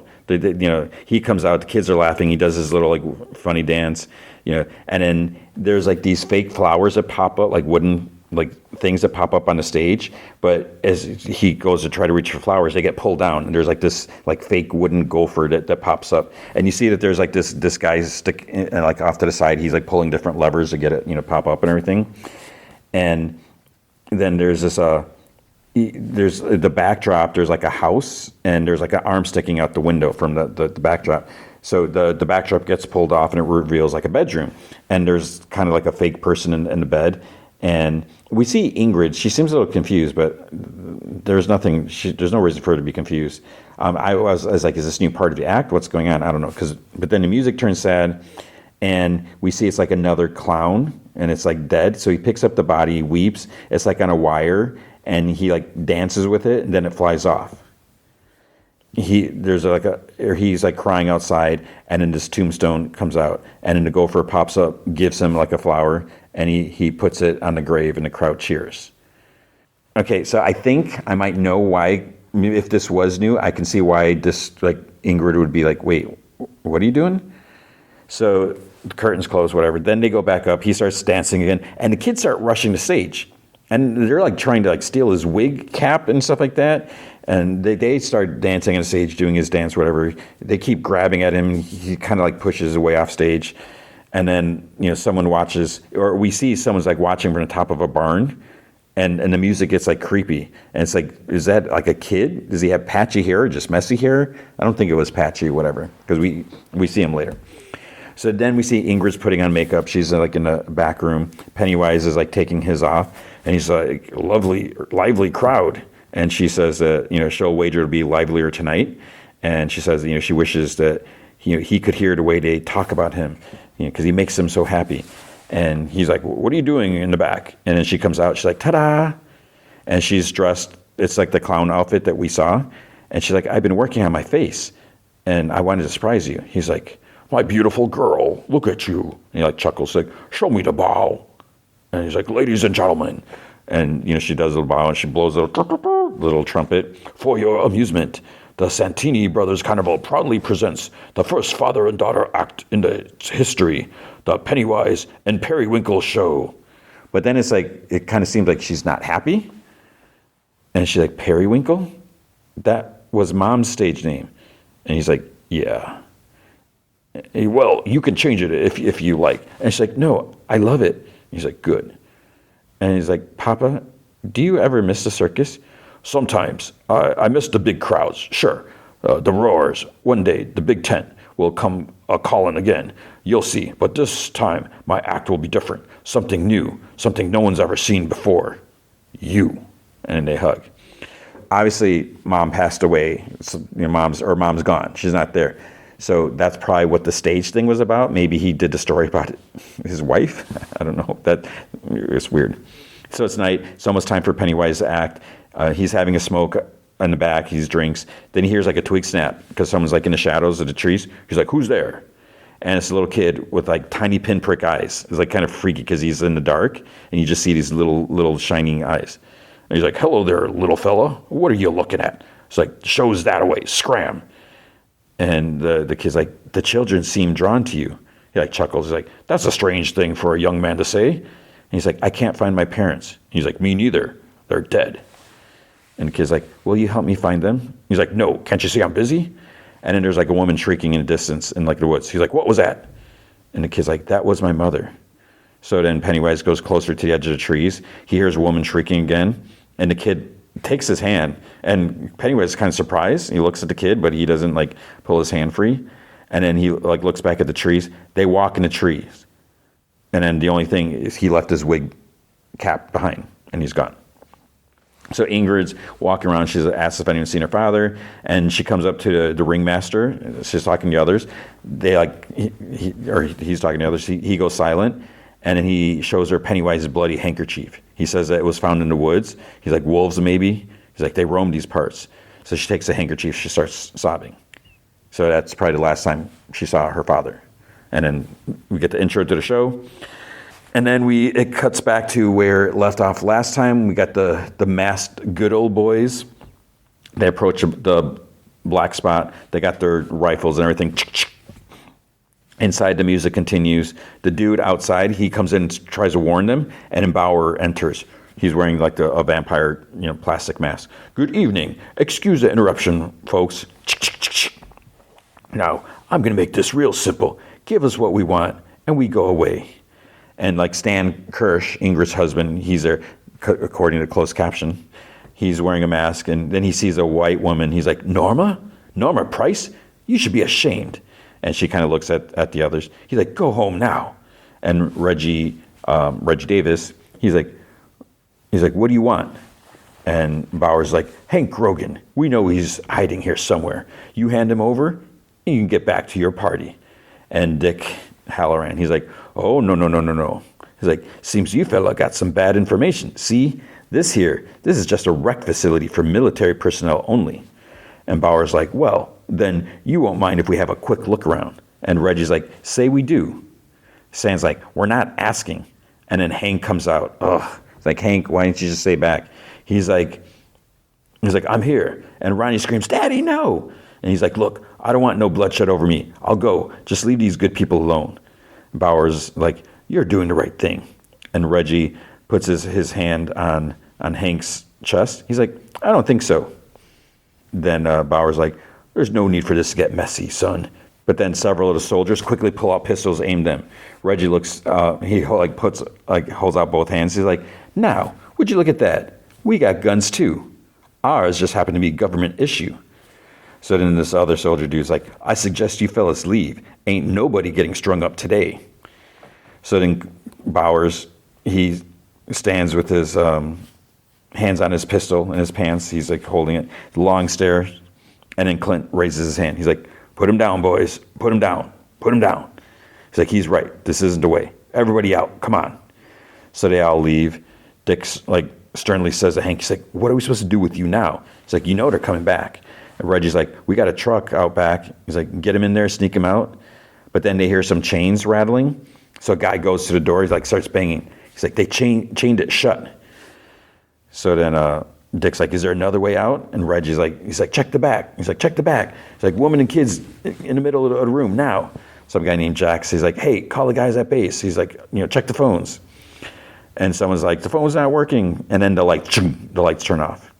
And Rich, he was still sitting at the drums. He goes to the window and he looks out. He sees one of the losers out there with like a bottle, lighting it, Molotov cocktail. So then he yells, he's like, watch out. But the flaming bottle busts through the window, hits a guy, like almost like in the face or whatever. Whoosh. Another one comes in and they start like shooting out. Big flames already inside. More bottles are getting thrown in. One guy's like, he's shooting, he runs out of ammo, a lot of bullets. He's like, ammo. He's like, I need ammo. And then he gets shot. So it's starting to get like horrific. The ceiling's catching on fire already. 2 more people get shot. Hank yells for everyone to get down, and then he loses sight of Ronnie. He starts calling. It's like, Ronnie. He's like, Will. Ronnie's like on the other side. She's calling out for her dad because people are running around. It's just chaotic, everything. People are panicking. More people are getting shot. Marge's sleeve catches on fire. I think it was Marge. Rich like puts it out. Dick's like coughing, walking around. Then he sees like a dead soldier, and it kind of goes quiet. And he watches him walk by. And then the sound of all the chaos like returns. So he goes to the fridge and he calls out to the other guy. He's like, hey, come here. Tip the fridge over because remember it was leaking. So, but then the other guy gets shot. So Dick starts like stomping on the floorboards because they're all wet. And he like busts through. He looks down. He starts going down and he hears Ronnie. He's like, where's my dad? He continues going and he sees like someone wearing like wolf skin. And so it's like the Indian chief warrior. She's like, hey, over here. Hey. And then Pennywise is there. Goes to a lady. She's like, take my hand. I know a way out. Meanwhile, Ronnie's like spinning around. She sees Pennywise crouch, chomping on a lady. Like, what's the matter? Do I have face on my face? He starts laughing. She screams. She runs, trips. Dick's there to help her out. He's like, you're okay. He's like, I got you. He's like, we're going to get you out. Then Pennywise is standing before them, and this big scene, flames behind him. Ronnie screams. Dick can obviously see him too. He's like, hello, Dickie. What's the matter? Seeing things? It's like, oh, I think they see you. And he like cackles menacingly. And then there's like a bunch of like dead or zombies or whatever standing behind Pennywise. There's like someone's like one's missing a head or that has like a broken neck. And then Dick says to the wolf war chief, he's like, where are the kids? He's like, show me. So outside, Clint's watching with the others, and they're like, it's time to go. So the other guy's like, not until I know Grogan's dead. But it's like, the thing is like, Grogan didn't even do it. And Bowers knows that. I'm pretty sure he knows that. He doesn't care. He just felt the pressure that he had to arrest someone. So, but Bowers is like, no one's getting out of there alive. And then the guy, he's like, he's right. He's like, they're cooked. And one guy is like standing there. He almost looks sad. And I was like, who's this guy? Because then, is he thinking about, they must know that they must have seen kids in there or innocent people. They don't care. Dick, he gets Ronnie, Hank, and Will to the hole. He tells them to go through. And Will's like, what about Rich and Marge? And Dick's like, the roof's caving in, boy. And Hank's, he's like, okay, I got him. Ronnie screams. She's like, no. And he's like, stop. He's like, gee, it's like, I'll find them. He's like, get. So he sees them like in the other, like through a doorway. He calls to them, but then push, part of the flaming roof like falls between them. So like that doorway is blocked. Outside, Hank, Ronnie, and Will, they duck behind a fallen tree. So they got outside. Inside, Rich sees like the fallen fridge is like open. So he tells Marge that they have to go inside. It's the only way that they're going to get out alive. And she's like, it's too small. And he's like, no, there's plenty of room. And she's not really listening. He's like, the roof is going to fall. It's like, come on, Marge. So she gets in, and she's like, there's not enough room for both. He's just like stares at her, and she starts shaking her head, and she's like sobbing. She's like, no. And he's like, Marge, stop. And she's like, no, Rich, please, no. And he slams it shut. And it's like muffled. She's like banging on the door. Rich lays on top of the fridge. He's like talking to her. He's like, Marge, listen to me. And she's like, let me out. He's like, Marge. And she's like sobbing. He's like, remember what you said about knights? And he like coughs. And she's like, what? He's like, knights who sleep with something by the bed? And she's like, yeah. He's like, well, we don't just pee in pots. He coughs again. He's like, we also protect fair maidens. Remember the day that the day that all the guinea pigs got loose in the hallway because Robbie Mulder, he broke into the science lab? That was my first week of school. And everyone went out to see it. You came out of class with a yellow sweater and a gray skirt and a string tied to your finger. He like coughs. And she's like, you remember that? And he's like, you were so pretty. I remember wondering, ¿Quién es esa? Who is that? And you saw me staring and you said, take a picture. It'll last longer. Like, you didn't say it to be mean or anything. I didn't know what it meant. He coughs. Later, when I figured out, I remember thinking what I should have said back. I wish I could. So then he like kisses the top of the fridge. And in a hoarse voice, Marge's like, I love you, Rich. And he coughs, I love you too, Marge. And then just smoke, orange light, the camera pans up. It's just like whoosh, engulfed in smoke. So the good old boys this one good old boy gets in his car. Is there a hint of a smile there? And then he tries starting his car, the engine stalls. He's like, no. He gets out. He's like, guys, wait. He opens the hood. He's like, no, not now. It's like, fudge. And then you see like Pennywise walking in the wood, walks closer. But then it's like, oh, wait, that's not Pennywise. So this guy's like, Ingrid? And she's like, hello, Stanley. So this is her husband. And he's like, is that you? He's like, what are you doing? What the hell are you wearing? She's like, this is me, Stanley. This is who I really am. And he's like, black and blue is what you're going to be if you don't get back to the house and wipe that ridiculous crap off your face. She doesn't say anything. He's like, you hear me? And then she's like, hello, Papa. And he's like, what? He like turns around. Pennywise is there with the big cleaver. He's like, what the hell? He's like, who the hell are you? He gets chopped. His head gets chopped off. He looks like a Canadian in South Park. That just the top of the head chopped off, or he just like rah, rah, rah.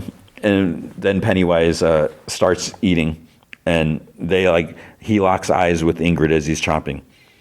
And she's like, I knew they would come if they thought that he was here, and there would be blood and pain and fear. So it's like, so she's saying that she called a tip-in, but she was like, was having an affair with Hank, and she basically ratted him out. She used him. So she's like, and I knew that you wouldn't be able to resist it, and that you would come back and you would tell me that I was good. So she did all this so she could see her dad. So he like burps and like grunts, and then he's like, show me the bow. So she does it, weakly blows the old trumpet. He like chuckles and claps. He's like, come to Papa. They hug. And she's like, oh, Papa, I love you. She's like, you did good. You did very, very good. Now, I'm going to sleep. And she's like, what? She's like, don't you worry. I'll come back. I always do. And she's like, no, don't leave me. And she like grabs his hand as he turns. She's like, don't abandon me. And he like slowly turns and glares at her. He like grunts softly and like chuckles softly. Then she's like, you're not him. Who are you? He's like, why? I'm Pennywise, your dancing daddy. And she's like, you are not my father. Yes, I am. And she's like, what have you done with him? And he's like, oh, I ate him. And he laughs and she sobs. But what he should have said is, he tasted a little funny because he was a clown. Missed opportunity. They didn't even do that. So he's like, oh, but he still lives inside of me. And she's like, no. He's like, yes, he does. Why, I can feel him right now. Yes. And she's like, stop. He's reaching out. She's like, shut up. For his baby girl. Stop it. Shut up. Stop. And she like takes off her wig. She's like, shut up. He's like, come to Papa. He opens his mouth and it's like a gaping hole with the bright orange light. And then she starts floating. She's caught in the deadlights. So she's done. That's it. So then big bright light. Next day, firefighters are going through the black spot remains. And then they're like, help. Firefighters open a fridge. They pull Marge out. They ask if she's all right to help her out. She looks back. She goes to the other side of the fridge. Rich's body's just sitting there, and she sobs. His eyes are still open, but he's done. And she like falls to her knees. She hugs him. She sobs, and then she puts her head on his shoulder. And it was like so sad. Ronnie comes up to them. Will too. They both crouch. Will puts his head on Rich's other shoulder. So then outside, the three are wrapped in blankets. Like Ronnie's holding Marge. Will's like just sitting in a daze.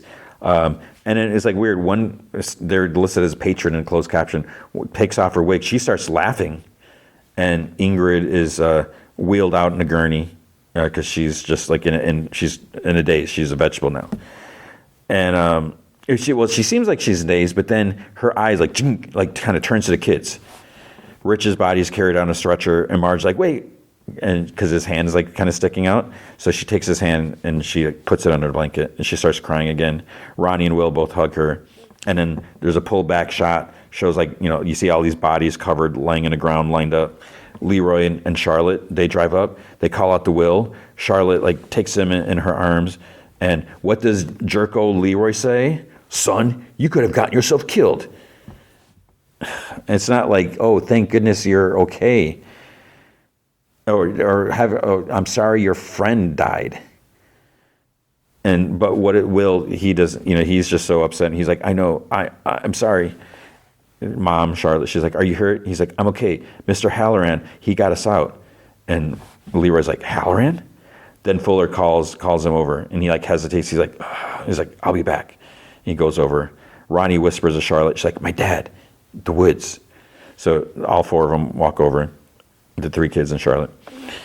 Dick sits, he's like just kind of rocking himself, like another spot.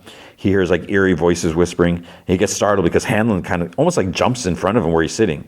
And Dick's like wide-eyed. He's like, it's all right, it's me. And he's like, Leroy? He's like, it's all right. He's like, are you all right? He's like, no. It's like, I had to talk to one of them. I had to. It's like, the noise. So spirits are whispering. They're like standing behind him. He's like, the noise. So I think because he talked to him, now they know that he can see them or hear them. So Fuller's like standing off to the side. And then we see like several dead spirits like all crowded around Dick, like whispering, asking like, what's happening? Like, oh, it hurts like hell. It's like, I'm talking to you. It's like, you got to make it right. Make it right. Hank is like hiding behind some trees. Ronnie and the others go up to him. He, said he made it. And he's worried about those who didn't. Charlotte says that they got to get him out of here. And Will's like, what if Dad sees? And she's like, he knows. And Will seems like surprised by that because his dad's a big jerk. Charlotte's like, give me your clothes, Mr. Grogan, if you don't mind. He's like, excuse me? Leroy gets up from talking to Dick. He goes to Fuller. He's like, we need to help him. And Fuller's like, we can help him by getting his ass and ours back to base. It's like, that thing is still out there. And I'm not inclined to wait around to find. And Dick's like, it ain't here no more. And he's like, what'd you say, Airman? Ain't here no more. I could always feel it before. And now it's like a light went out. It's like this SOB just went to sleep. And Fuller's like, well, sleep or not. It's like, the general's going to want to see us. 17 dead airmen, more civilians, not a GD clues where the pillars are. We are fudged, Major. And Hanlon's like, okay, Colonel, okay. And Dick's like, no, maybe not. I can help us find one of them pillars. And Leroy's like, what? And he's like, yeah. He's like, how? He's like, in that Indian kid's head, I saw it. Like, they put one of them pillars where their war chief died. I didn't know exactly where, but now we just got to follow her. And he's like, follow who? And he's like, her. So Leroy looks over his shoulder, and there's no one there. But Dick looks, and like in his distorted vision, whatever, a little ways back, standing by a tree, looking at him is the woman. She turns and starts walking. In Charlotte's car, she asks Leroy, what are you going to do about Hank? He's like, I don't know, babe. He's like, I'll think of something. But for now, maybe you should take him back to the house. She's like, our house? He's like, yes. And she's like, Derry? He's like, yes. She's like, no one's going to look for him there. She's like, that thing. And Leroy's like, Dick seems to think that this thing is asleep or hibernating or something. She's like, hibernating? He's like, well, whatever the reason. She's like, Leroy, whoever did this needs to pay. He's like, that's not our job, though, Charlotte. And she's like, how are you so calm? He's like, it's not our job. He's like, people died. Our son saw dead bodies, Leroy. He's like, after this mission, this place, all of it, it's done. And we take our family, we get out of this town to safety, and the worst of all this poop is behind us. Like, I promise you. So then later, it's like on the news, it's being called an electrical fire and an quote unquote illegal colored speakeasy. So then, as the news is playing, Lily's like just sitting at the table. Her mom's like, Lily, you haven't touched your breakfast. The news mentions like victims include several citizens who showed up to help treat the wounded, including beloved local butcher Stanley Kirsch. So it's like, this is all a bunch of crap. So they're going to get away with all this. I don't know who fed them all this stuff. Kirsch, or not Kirsch, but Bowers, but he's not in charge. The police also say that among the charred remains was the body of fugitive child killer Hank Rogan. So they just like made that up to make themselves look better, because they assume he is. And then the radio guy's like, way to go, boys and blues, and rest in peace, Stanley. At the police station, Bauer's name is being scraped off the glass of the door. At Rose's, they're having like a big like tribe meeting, and she says that the augury has passed, its feeding cycle is complete, so it sleeps. And someone's like, how many died at the black spot? And she's like, the numbers are still coming in, but the coroner, according to the coroner, it's 23. And someone's like, how many children for the full cycle? And someone else is like 17 young souls. So this lady says, you know, all those people and all they can do is watch. It just feels wrong. Rose says that they do as much as they can for as many people as they can. You know, focus on the lives that they saved. You know, the ones protected because they keep this thing in its cage. And then there's this like kind of silence. One guy gets up, this older guy. He's like, well, see you poop asses in 27 years. And Rose tells us, she's like, don't worry about him. Then we see the black spot is like gated. There's like a guard there. Camera pans over some trees to this clearing. So kind of close, but you know, on the other side of the woods. There are some tents and men digging. Shaw arrives and Fuller says that it's down there, or if it's down there, you know, they'll know soon. Shaw asks, you know, where's Halloran? And you know, he's told that he's in a tent. So Shaw goes in there. Leroy Hanlon's with him. Dick's kind of like sweating, clenching his eyes. And then he's like, how are you holding up, airman? And he's like, the fudge, it looked like. And then he's like, sorry, sir. It's just the noise, sir. He's like, I'm sorry. And he's like, why don't you head back to base? You know, get some rest. And Dick like is kind of surprised. He's like, you did good. Outside, you can see like the dead warrior chief just standing like looking at Dick. Charlotte is trying to call her friend while Hank's changing. She says that if anyone can get him and his family out of Derry, it's her. You know, it's her friend. But she's not picking up the phone. Charlotte's like, well, we should just head over there. Will gets up from the table, and she's like, no, you're not coming. He's like, no, I was going to go to Lily's with Ronnie and Marge. You know, we thought it'd be better if she heard it from us about Rich. And she's like, I don't think so, baby. He's like, but Dad said the thing was asleep. She's like, it wasn't that thing that lit the fire last night. This town is the monster. You're not going anywhere. And Hank from the other room, he's like, neither is Ronnie. So now he's wearing a uniform. And he's like, is this necessary? And she's like, well, unless you want, you know, my neighbor's wondering what a dead man is doing walking around my driveway. And he's like, do you think they'll notice? You know, I don't exactly look like Mr. Hanlon. She's like, in this town? And he's like, yeah, point taken. So he puts on a hat. She tells Will, and she's like, and you stay. She's like, I'll be back in an hour.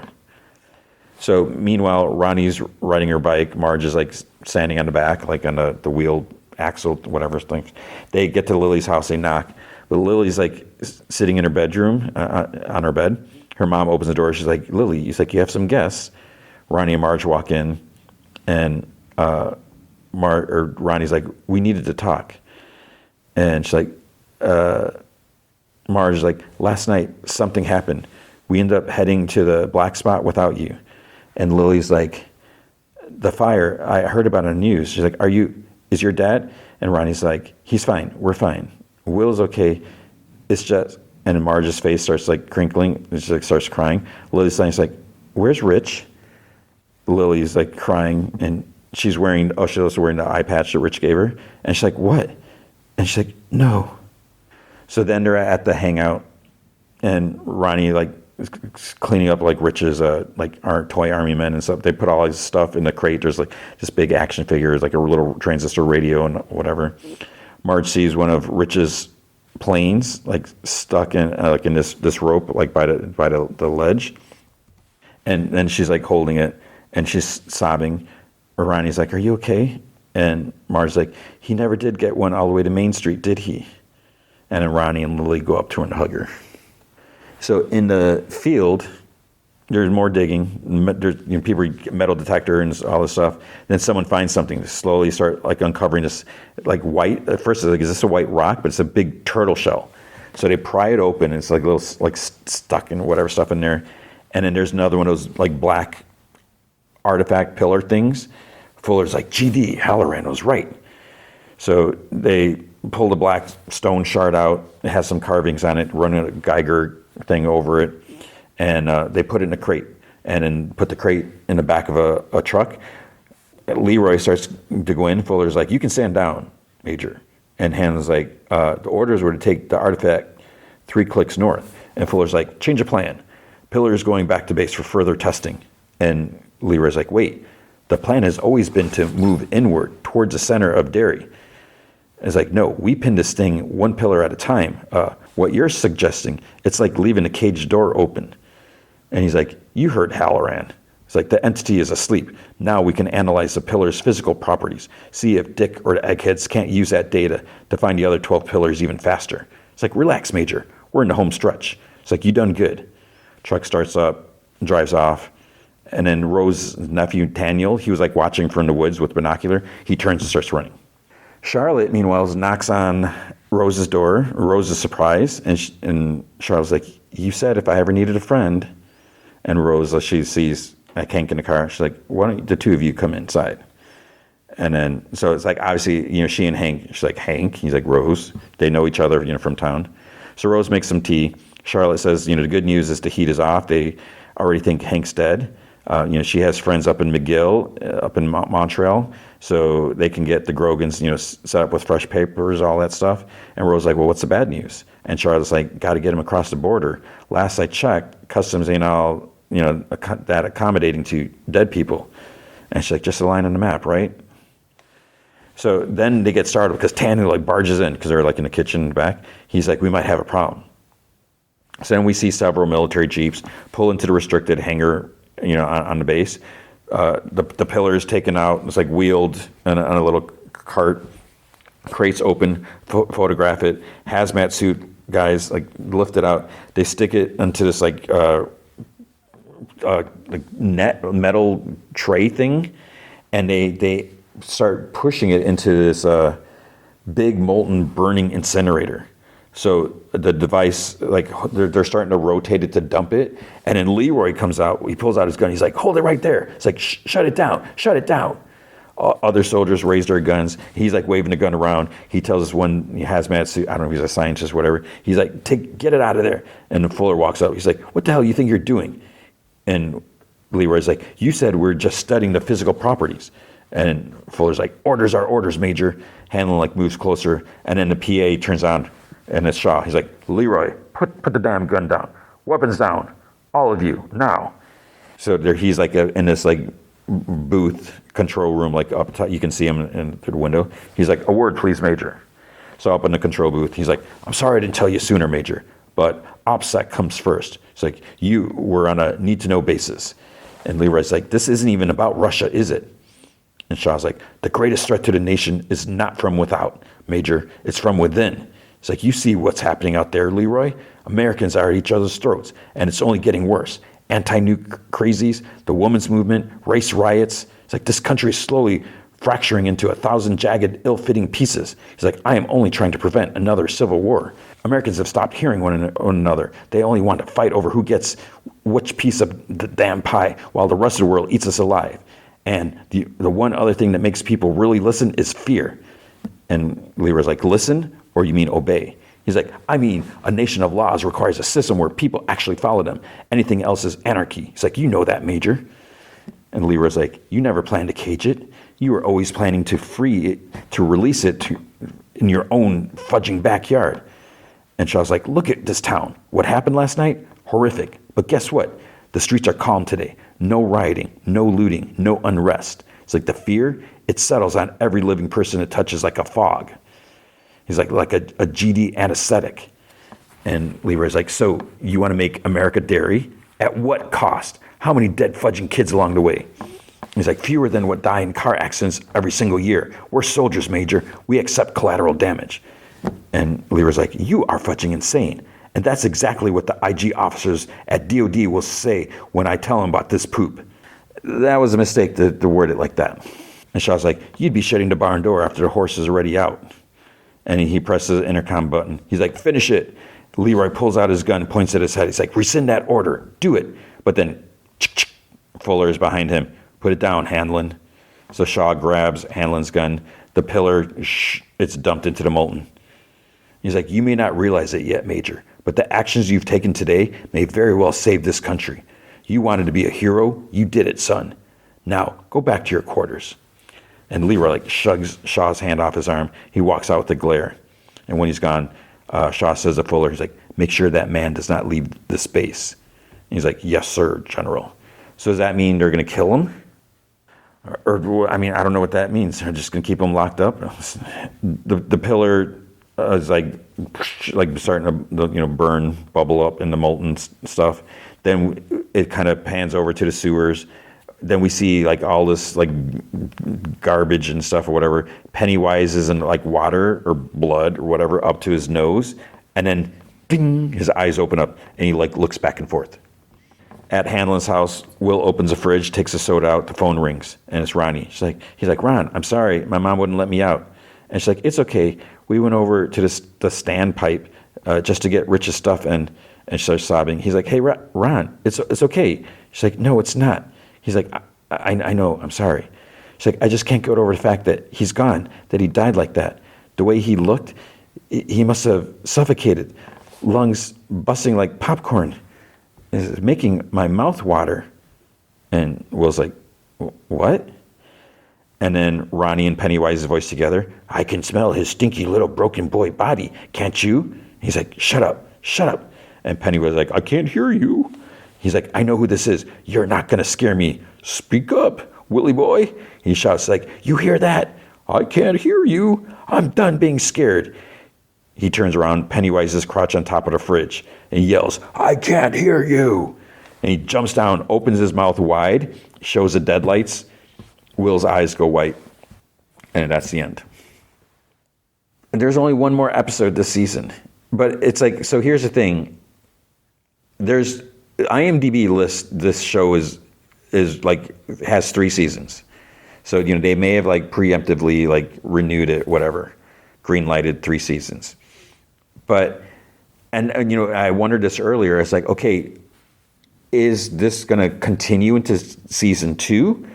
Because they can't wrap this up now. Because if this is the end of the cycle, it's not, Pennywise doesn't come out until 27 years. And you can't have season 2 and 3 without Pennywise, because you need him to be, his presence, whatever.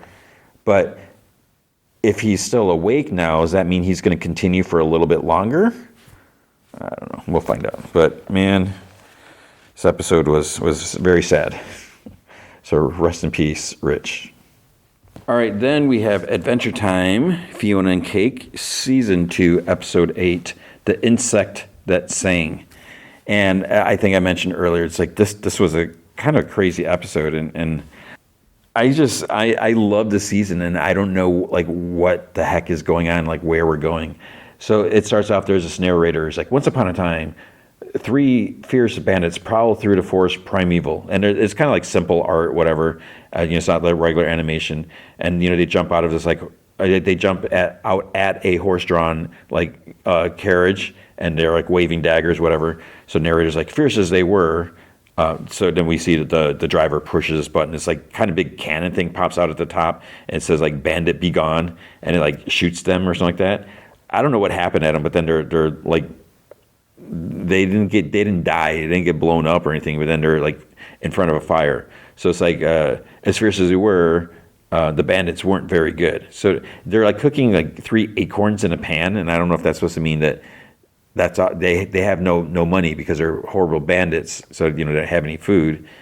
But then the acorns, all 3 pop up, or they jump up and they kind of disappear. And then there's like movement behind the bushes, and it's like, until one day their fortunes shifted. So there's like this cloaked person that kind of beckons them like with their finger, and like then kind of runs away. So like destiny beckoned. And then the person points at us. At first I was like, is that a moose? Because it's like got a weird like midsection, but there's like these horns or something like that. So they like kneel before it, and it's like fabulous powers were bestowed. So this thing kisses them on top of the head. And then that person that beckoned them or whatever, I think that's Spirit Wizard maybe. So he disappears, and then one dude gets like kind of like spaghetti arms or whatever, and then like apples kind of like zap into his arm, like kind of magnet or I don't know.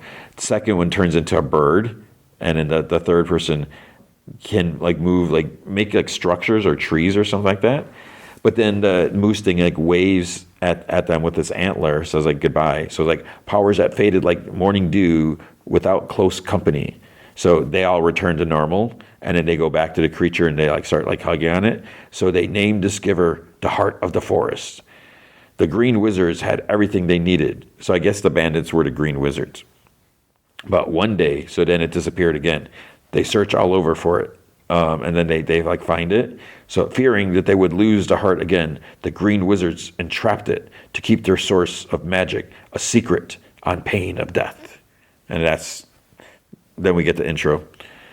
So the big DJ flame like structure thing on the roof of the mausoleum is being carried away by a helicopter.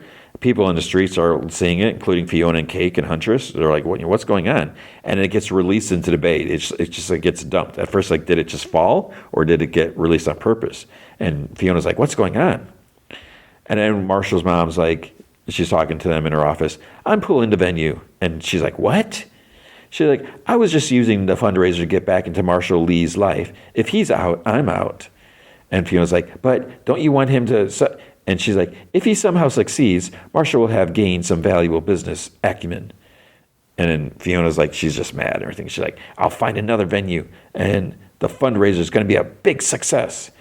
She's like, if you're a fool, Campbell. And Hunter's like, the event is inconsequential. I need tonight's convergence to happen. And Hannah presses a button on the side of her desk, and this like kind of like trap door opens, and her chair kind of slides down, and she laughs, ha ha ha ha. She's like, bye-bye. And Fiona's like, crap. She's like, I can find a new venue in less than a day. Like, what is event planning harder than saving the world once? She's like, first, I got to call Felix. Cake, can I use your phone? And then she's got the phone vibrates in her hand. She's like, oh, he's calling me. It's like, great timing. So he's like sweating on a stage. He's like, at his turntables. Fiona, I don't know if I'm going to make it to the event tonight. Of course, right? And she's like, please kill me. And he's like, dude, I'm still at the lemon crab, whatever thing. They won't let me leave. So he's on stage, and there's like this glass jar around him. And then together, the lemon carbs are like, hey, DJ, hot man, Yellow Sweets, their dog, like, wants dancier tunes. And she's like, hold on, I'll be right there. He's like, thanks, Fiona. And then they press up against the glass. Where'd that phone come from? Give it. And he's like, please hurry. So Fiona's like, first, we just need to rescue DJ Flame, then I'll find a new venue. And Hunter's like, I'm ready for whatever. She's like, that's what I'm talking about. And then Cake's like, maybe this was a sign we should just throw in the towel. And Fiona's like, Cake, are you giving me guff? Cake's like, I'm just saying we might want to start getting realistic here. Then this like sphere appears around Huntress and Fiona, like, they're like floating a little bit. Huntress kind of leans back. She's like, we're going somewhere. And Fiona's like, Cake, I'm going to be right back. Get the fundraiser going. And she's like, Fiona. She stretches her arms around the orb thing, but it disappears. So in Ooh, Simon is leading like Princess Bubblegum and Marceline through like the woods. All three are blindfolded. And he's like, just relax and allow invisible forces to. And he's like, log. And then PB, she like hits her shin on the log. She's like, ow. She's like, this is idiotic. We should section the forest into a grid and do something. She says something. It's in a closed caption, but like what she says isn't what I don't know if it's supposed to be German, because I think sometimes she uses German words. I don't know what it was. And Simon's like, you got to trust in the universe. This is the only way to find out what's hurting him. And Marcelin's like, it's okay, PB. She's like, we're doing the right thing. So Huntress and Fiona appear in this empty, dark area. And then the spotlight's on them. And she's like, what? Where are we? And then a big orb with sunglasses rolls up to them. So it's that big judging orb from when we saw Cosmic Owl's origin. His name's Orbo. And he's like, you Sheilas are in the Hall of Judgment. He has like an Australian accent, which I'm not even going to try to do, because he calls them Sheilas. He's like, you Sheilas are in the Hall of Judgment. You've been accused of a serious cosmic crime. So it like kind of bounces, and then this other spotlight turns on showing Cosmic Owl's body, his like dead body, and then other like shapes and gods, like that big wolf head is there, the party god, party animal god, what's his name? Something like that. And they're like, murder. And Huntress is like, run. They get a couple steps, and this like cube appears around them, and they're like trapped there.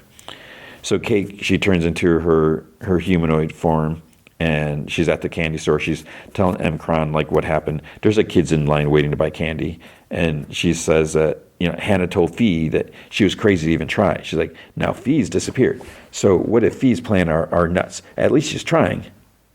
And then M. Cron like raises his like fist in support, and she's like, you know, her plan isn't even that nuts. It's like, I could probably pull it off. And M. Cron slides out a typewriter, and he's like, what about Fiona? And Cake, you know, Cake reads it. She's like, honey, wherever Fiona is, I know she can take care of herself. We're making boys' night happen. And then she runs to the park. Gary, Marshall, Hunter, and Fennel are like selling cookies for Sweet Spot fundraiser at a table. And she's like, Cake's going to get you that money. And Marshall's like, we don't want any help from Hannah. And Cake's like, she's already out. And she says something, I don't remember what she says, something about a big blue ball. I don't know if she's talking about the sphere, but, and she just keeps running. So at the court thing, Orby's like, court is now in session. In the course of his duty, Cosmic Owls was ruthlessly pursued and murdered by these two singulars. We got an anonymous tip from a hot witness. The punishment, an eternity in the pain vortex. Plead guilty now, and I'll knock it down to an even thou. And Huntress whispers to Fiona, she's like, we're here because of me. And then Fiona's like, up. She's like, not guilty. And Huntress kind of surprised. And Fiona says, she's like, I've seen like 5 episodes of Night Court. She's like, I've got this. Orbo's like, call the witness to the stand. And then Scarab appears in full body form, because, you know, he was just kind of like a shadow and like with Prismo. So he looks at his arm. He's like, oh, it's like, I got in my own body as well. So Orbo's like, recount for us, if you will, what you saw on the night in question. And he's like, well, as your honor knows, croak dreams are more Prismo's things, but I admit some curiosity. So it's back to that like podcast show where like the pickle tastings or whatever, and then the screen changes. There's a big orange cat with like 2 blonde people on it, like riding on its back. Then we see Scarabs in a hot tub flipping channels. And there's like a car, like Cars version of Fionna and Cake in the treehouse, or Finn and Jake, I don't know who it would be. And then he finds where they're like stuffing Cosmic Owl's body into like the big like grandfather clock thing. And then there's more murmuring from the crowd, because they're, you know, they all see this. And Fiona yells out, she's like, objection, Scarab's got a personal beef. And she touches her diamond ring, and she's like, call Prismo, the Wishmaster, he'll vouch for me. Meanwhile, Huntress, so she takes the ring off of Fiona's finger, and she starts scraping like on the cube wall, the glass, whatever. Fiona's like, call my fake dad, or Orbo. He calls Prismo, so Prismo like moves into the camera, and like in view, he's like, what's happening? And then he like burps. He's like, I thought Jake was my number one, but you've always been there for me, Hoots. He's like, I'm sorry I took you for granted. Orbo looks at the screen. He's like, Jesus, that's bleak. And Fiona's like, eyewitness accounts are wrong, like 70% of the time. Scarab's like, Your Honor, I request my crystal for a demonstration. And he's like, I'll allow it. So he gets his crystal thing, which is like also like a weapon, and his like computer handheld thing, whatever.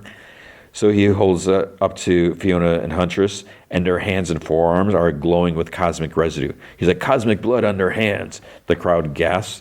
They're like, nasty work.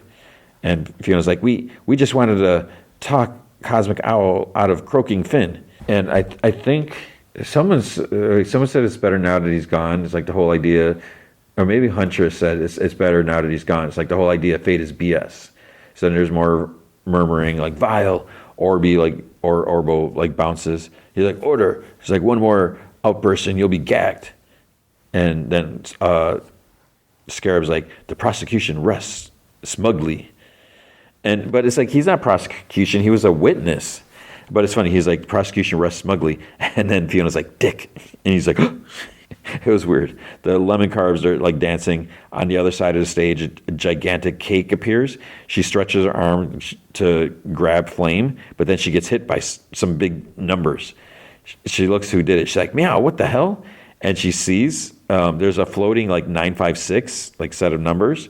There's this blue guy yelling like, strangulate her. And this like fluffy kind of plant thing, which is called Everplant, with like green stretchy arms. I don't know if I'm supposed to know who these people are. I feel like they take these characters appear like one episodes of Adventure Time and then kind of switch them, and I must have just forgotten what. I don't know. Everplant has like big long arms holding cake, and Everplant's like, eat me, pop cop, which I think is the blue guy. So Lemon Carb says that they've upped their security, and the other one finishes like, after the last break-in. So these supernatural freaks are invincible. So Cake can't break free, but she pulls them forward, and then she like flexes her butt and like sits on them. And then Everplant pop, cop, grunt. Cake like squashes them again, and then the lemon cards, they're both like panting. They run, but then Cake, she lifts the glass off of DJ Flame and she puts it over lemon carbs, and they're like, Cake's like, hey, nice setup, like at the compound. It's almost like a compound of a yard, just like all whatever. And she gets like a smile on her face because like DJ Flame was like up on the stage, so she's like. Or the lemon car is like, what are you doing? Cake goes over the hedge, and then Pep Tank drives through, making a path. LSP walks in with some squirrels. The roller skate girls and like their skating team come in, and so Cake's like, spread the word. Boys' night is back on at the Lemon Carbs. At the mausoleum, there's like a big cancel sign over the banner. People are like, oh man, come on. And one guy's like, I quit my job to see DJ Flame. And one of the skate girls goes to the top of the stairs. She's like, the party's still on, follow us. In the park, people are walking. Gary wonders like, where's everyone going? Then Pep Tank shoots into the sky, like kind of fireworks, makes like Gary and Marshall's like silhouettes. And this other shot, it says boys' night. And then a third shot, it's like shows like the lemon carbs faces. So Marshall says with a smirk, he's like, Fiona, that SOB. And the court thing, Huntress is still like scratching at the glass. She whispers like, we're making a break for it on the count of 3. 3. She punches like the circle that she made and makes a hole. But then the glass, the wall kind of like closes on her wrist, and it's like right where she cut off her wrist. So it's like, is her arm gonna get chopped off? But she pulls her arm and kind of like squeezes, like smushes it, so it's like just like all ruined. But then it reforms. Orbo's like, what do you think? Skip straight to sentencing? And Fiona's like, Your Orbness, I would like to cross-examine the witness. He's like, you're up. So she's like, Scarab, tell us exactly what you saw. He's like, I saw you corpse disposing. So then Fiona's like, so you're saying you didn't actually witness a moment of death? He's like, well, maybe not. There's murmuring, doesn't sound too sure. Orwell's like, somebody killed the Cosmic Owl, and you handled the body. Connect the flipping dots. And Fiona's like, or hypothetically, Cosmic Owl charged us. It would be self-defense. And Orwell's like, talking initiative doesn't sound like the Cosmic Owl. And she's like, said he would get us all with croak dreams, with a gun. The crowd murmurs. And then she's like, Finn did it. And the crowd gasps, including like Orby and Huntress. So she basically said she said Finn killed him. People start arriving at lemon grabs, whatever. There's like big jar for people putting cash. Gary and Marshall are selling more cookies. Marshall, he sees the ice cream vendor walk by like on a sidewalk. So he goes out there. He's like, hey, he's like, got any double fudge delights? And she like turns around. She's like, I'm sorry, I'll be moving along. And he's like, Simone, wait. It's like, I found out what my mom did with Damon and everything. And she's like, yeah, well, I never wanted to get between a mother and her son. And he's like, I got it into music because of you. He's like, you're a really good influence on me. And she was like walking away. She kind of looks back and smiles. He was like, I was planning to do a new song tonight, but it's pointless now. And she's like, well, I'd still like to hear it someday. Cake has a talking squirrel go on stage. I don't understand how there's a talking squirrel. And I don't care that Cake's a talking cat or whatever, but she's not a cat. So he announces DJ Flame, the crowd cheers, and then fizzles out. Cake's like, boy, that's your cue. And he has his head resting on some cupcakes. He's like, oh, I just need a quick nap. Cake, she tries waking him, but he's like snoring. One of the lemon carbs like, he's been doing it, or he's been DJing for 2 days straight. Cake says that she's got to buy some time. Then some kid's like, I got you. And it's a kid from the recording studio, the little rapper kid. So he's like sings, rap, or whatever. And then it cuts over to Fionna and Cake. It's weird because they're talking, but we don't hear their audio because the rap song is still going. And then we see Hunter takes off his ponytail. He starts swinging like a lasso. He throws it around fennel.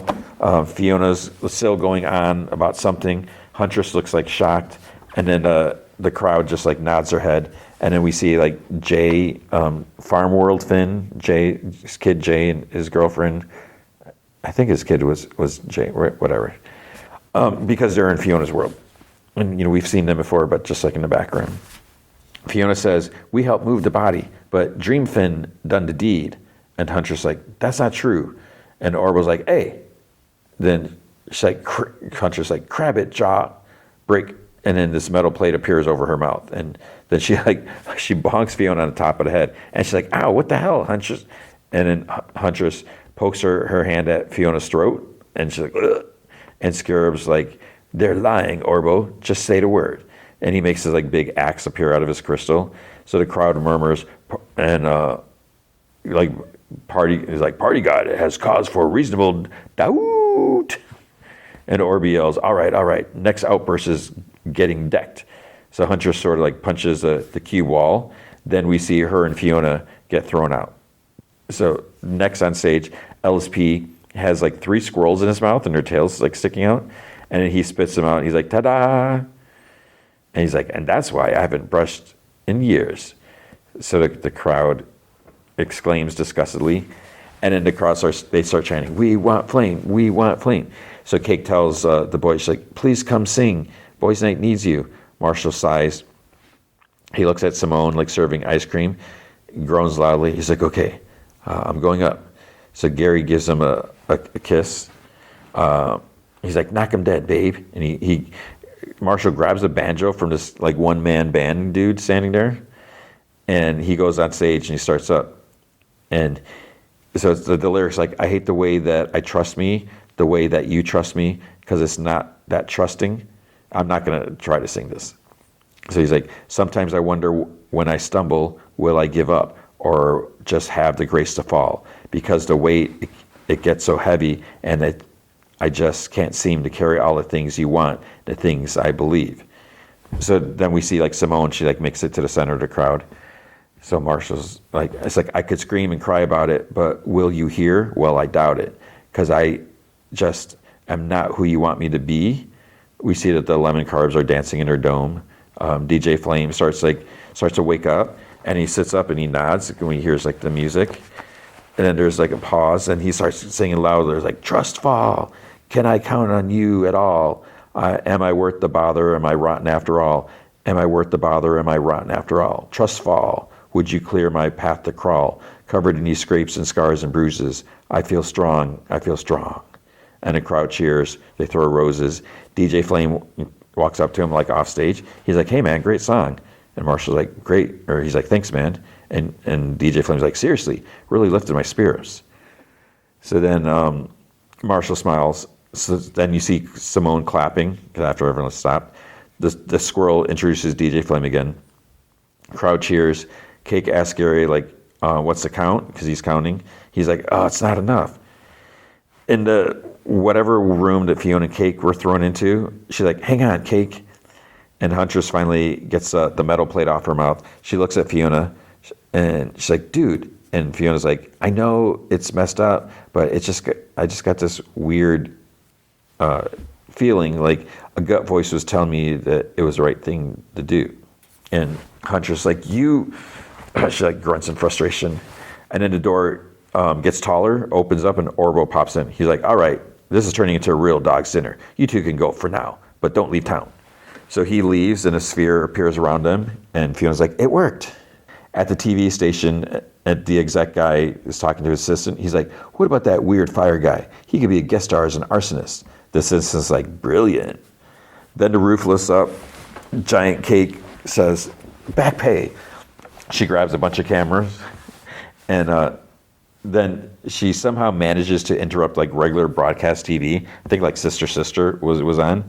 So she's like filming DJ's Flame's performance. We see Gary's parents like watching and like bopping their heads. Others are watching it, and Cake, cuts in. She's like, listen, people, if everyone donates just $2, it can make all the difference.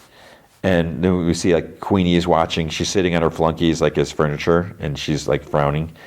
So Cake's like, please. And then she strains like her, she makes several arms like pop out of her body, and they go all over the city. And she's like, drop money into a cake basket. So she made like baskets out of her hands. Then we see Cake as a dump truck backing up like full of cash. Queenie is helped to look inside, like through the hedges. She frowns. Gary says that he's like, we're getting close. The crowd, I don't know if I think the set's over, because the crowd cheers. Cake pants, and then she changes into her humanoid form to talk to Mcron, and she's like, well, alone at last. And then she like sniffs her piss. She's like, oh, sorry. And he texts, he's like, you look beautiful.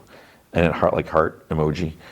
So they smooch, then they're starting to try to kiss, but Cake has to make heels, so she's a little taller. Then they kiss, and then they both look confused. Then she's like, Cake's like, would you mind getting me a soda? He's like, I'm a little parched. And then she says to herself, she's like, what's not working? She's like, he's hot, and I'm a grown lady. And she faints just as Fiona and Huntress appear. And Huntress like catches her like before she hits the ground. And Fiona's like, Cake. So she's like, boys, night. And Fiona like looks around. She's like, I can still fix it. She looks through the curtains to the stage. Crowd's cheering. Gary's like, we did it. The sweet spot is saved. Marsha comes up and hugs him. DJ Flame and LSP come up, and he's like, we promised to Gary's like, we promised to make a space where everyone feels welcome. Fiona's like, they boys nighted without me? And DJ Flame, he comes back on stage and sees her. He's like, Fiona. He laughs, and she like gasps. He lifts her and spins her. He's like, you're amazing. And she's like, yeah. Huntress is nearby, and she sees he's wearing a shirt with a heart on it.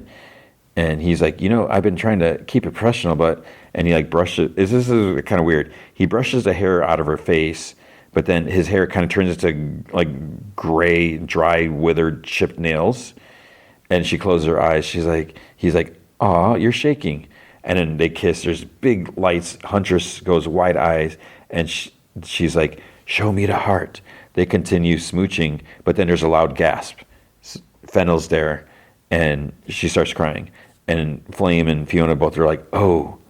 So Fennel goes running off crying, and then DJ Flame is like, Felix is like sitting there, then he runs after her. He's like, Fennel, wait. He's like, it didn't mean anything. So Fiona hears him say that, so obviously she's sad. Hunter, he's like disappointed. He like turns and walks away. Fiona, she's like, oh, she feels bad. There's cheering, so Fiona like looks out, through the curtains at the stage. Gary and Marshall are kind of like crowd surfing.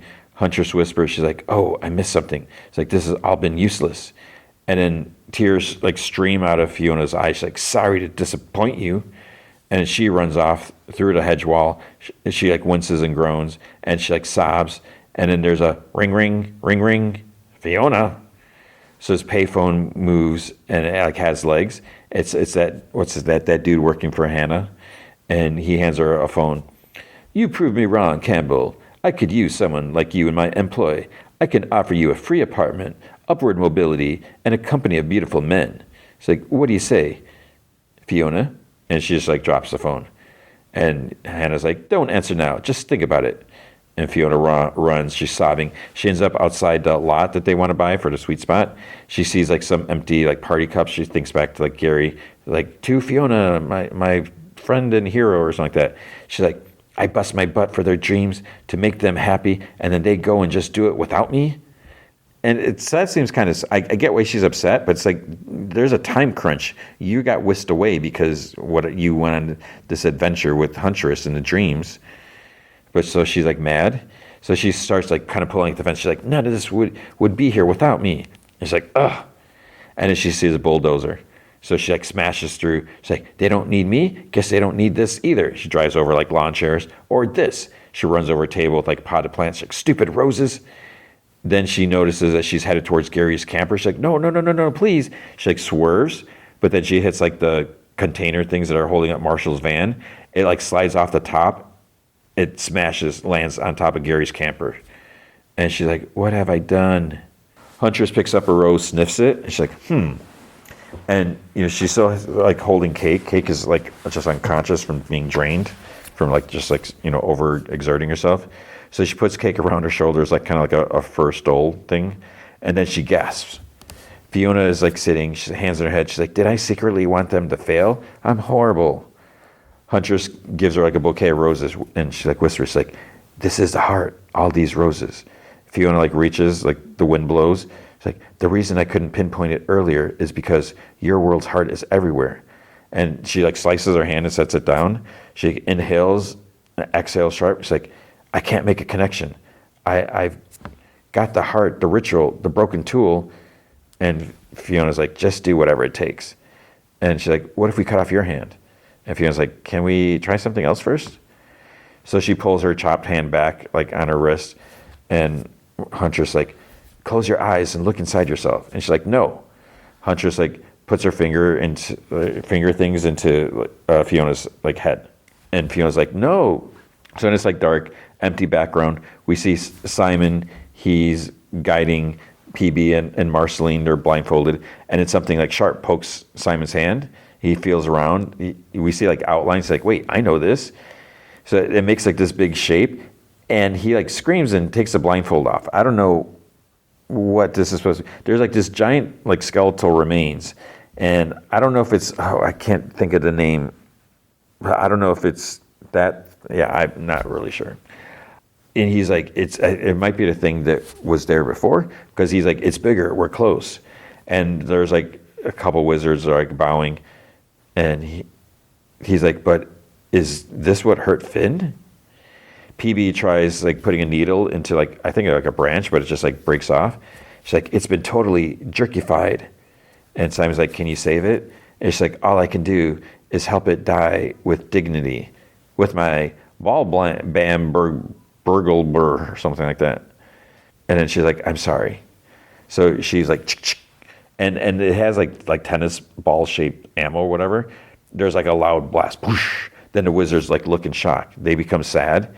PB's necklace beeps, so it's BMO calling her. And she's like, Finn is doing great. He has ascended from his plane. And she's like, what? So BMO points. There's like a burnt crater where Finn's bed was. So it's like he's not doing great. I mean, it's like, did he melt? Did he evaporate? I don't know what that means. And that's the end. And there's 2 episodes left. So I don't know. All I want is I want Finn to survive. I don't want anything to happen to him. So I don't know. We'll have to see. But that's just crazy, and it's kind of like it's like I don't know if this show makes sense, but there we go. So that is Adventure Time, Fionna and Cake. All right, then Stranger Things season 5 episode 3, The Turnbow Trap. I'm just going to get into this. I'm not sure if you've watched all the episodes or if you're like me watching one per week, but this episode gets kind of crazy. There's a lot that actually happens here. I was kind of impressed with how they get together and just come up with like an actual plan. So yeah. So Hopper is like hacking away at the big wall guts thing, whatever. Eleven's trying to use her powers to open it. It's just like kind of moves but seals back up. Both are frustrated and tired. 11 says that she's like, I close the gate, I can break through. So she goes to his bag. She's like, I need food for my battery. And it's annoying that she keeps calling it a battery, but I don't know when they started that, but whatever. And he says that, it's like, you had a fully charged battery and it didn't make a dent. And he's like, we don't even know if Holly's on the other side. The trail could have gotten cold for a million reasons. And she's just like rudely holds out her hand. She's like, battery. So he tosses her a can of beef jerky. And then he like bend over and she tosses at his back and like hits him in the back. And he's like, hey. And she's like, anything else? He's like, no. He's like, I don't have anything else. I was packing for a party of one, a party of me. It's like, you're lucky I'm sharing with you. So it is just so annoying that she would throw the can at his back. Ugh. So he's like, once you just try it, you might like it. So she takes like a piece of beef jerky, a strip or whatever. She takes a bite out of it. Then they hear something. So we don't know if she liked it or not. But she had some. He's like, we got to go. There's like some trucks coming, and they have like this radar dish thing at the top that's like sending out these like vibrating pulses, and then she's like frozen, and Hopper's like trying to figure out what's going on or like what's wrong with her.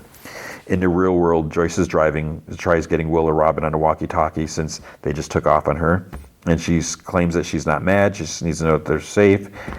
Then there's like a couple kids on their bike riding her way, and she looks, it's them. So Robin, she asks Will if she thinks that she saw them, and then tire squeal. She's driving a Pacer, and she like backs up, rolls on the window. She's like, get in. And she starts like talking down to Robin, like once they're in, Robin's in the back seat. She's like, I explicitly told you, I didn't want him going anywhere that's not safe. And not only did you take him, you cut off all communication. And Robin's like, yes, I mean, in retrospect, that was a bit inconsiderate. She's like, inconsiderate? And Robin's like, we really should have left a note. And Joyce is like, is this funny to you? And Robin's like, oh, sorry, it must be my tone. My mother says I sound perpetually insincere. And she's like, okay, this is my son's life you're playing with, my son. So next time I say I do not want him leaving my side, that means I don't want him leaving my GD side.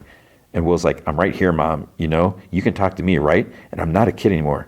And she's like, Will, I am still your mother. And he's like, doesn't mean that you know what you're doing. And she's like, what? He's like, your plan, it sucked. He's like, I'm sorry, but it did. You only liked it because it was safe, but we don't have time for safe, not anymore.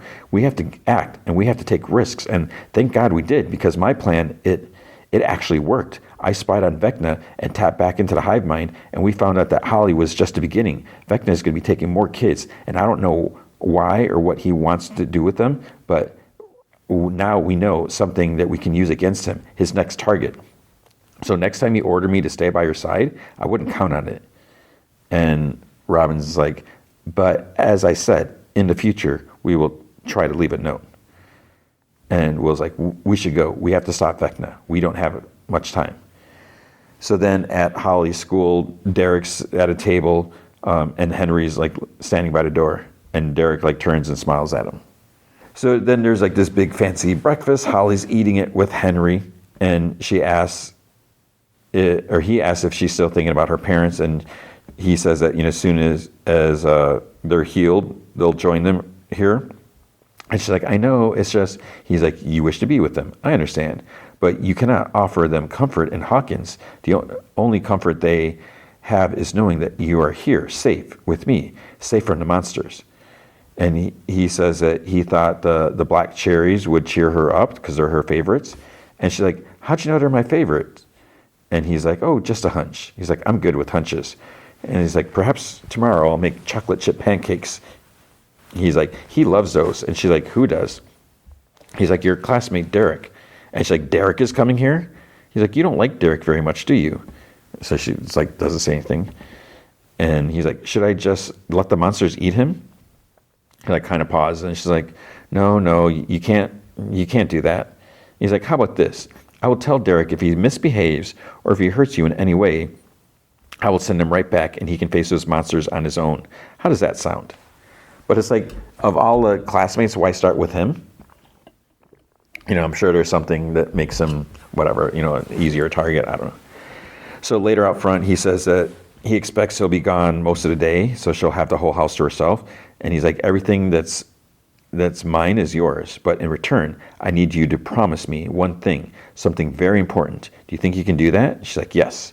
He's like, you must never, under any circumstance, go out into the woods. Do you understand? And she's like, is that where the monsters lives? And he like nods. And he's like, but they won't find you. That is, as long as you don't. And she's like, don't try to find them. He's like, I'm very glad I saved you first. You're the brightest of them all. If you don't mind, will you bring my mail in? So she goes to the mailbox. There's a Tiffany cassette and a boombox. And it turns out, so the weirdest thing, I'm in my office and I like moved something. I was like, oh, what's this plastic bag or whatever? I had some cassettes in there that when I went out to my parents a couple years ago, they found some more of my cassettes. I thought I brought like all my cassettes with me when I moved out, but there's a few cassettes there.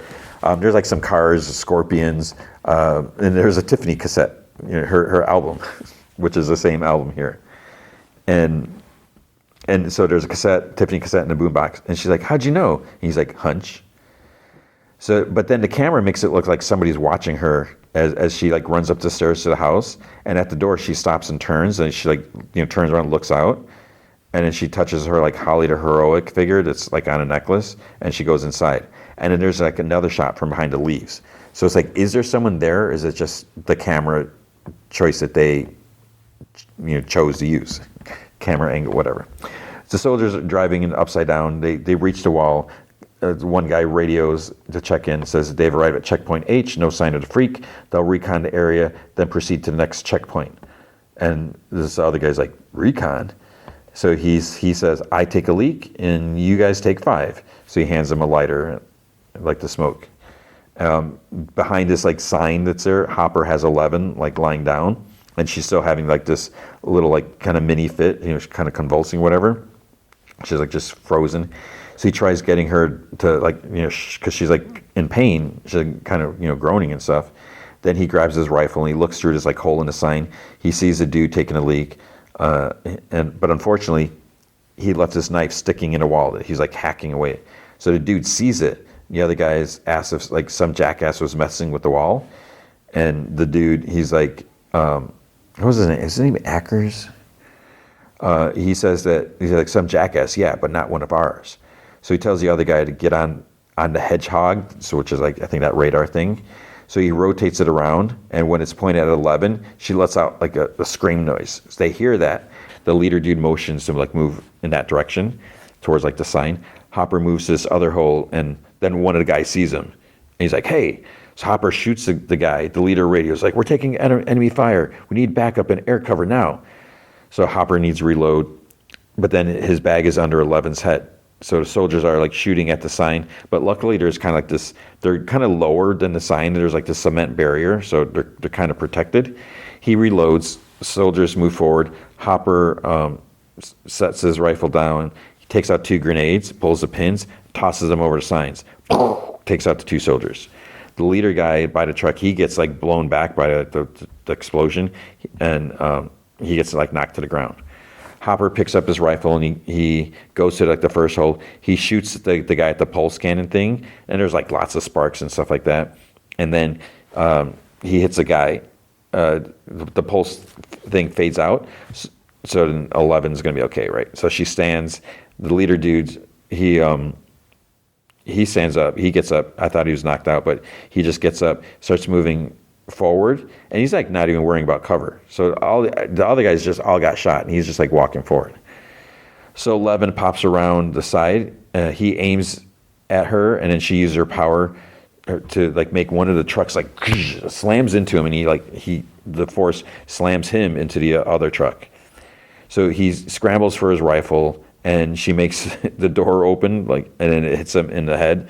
And then Hopper comes out. 11 wipes the blood from her nose, like slowly, because she's so cool.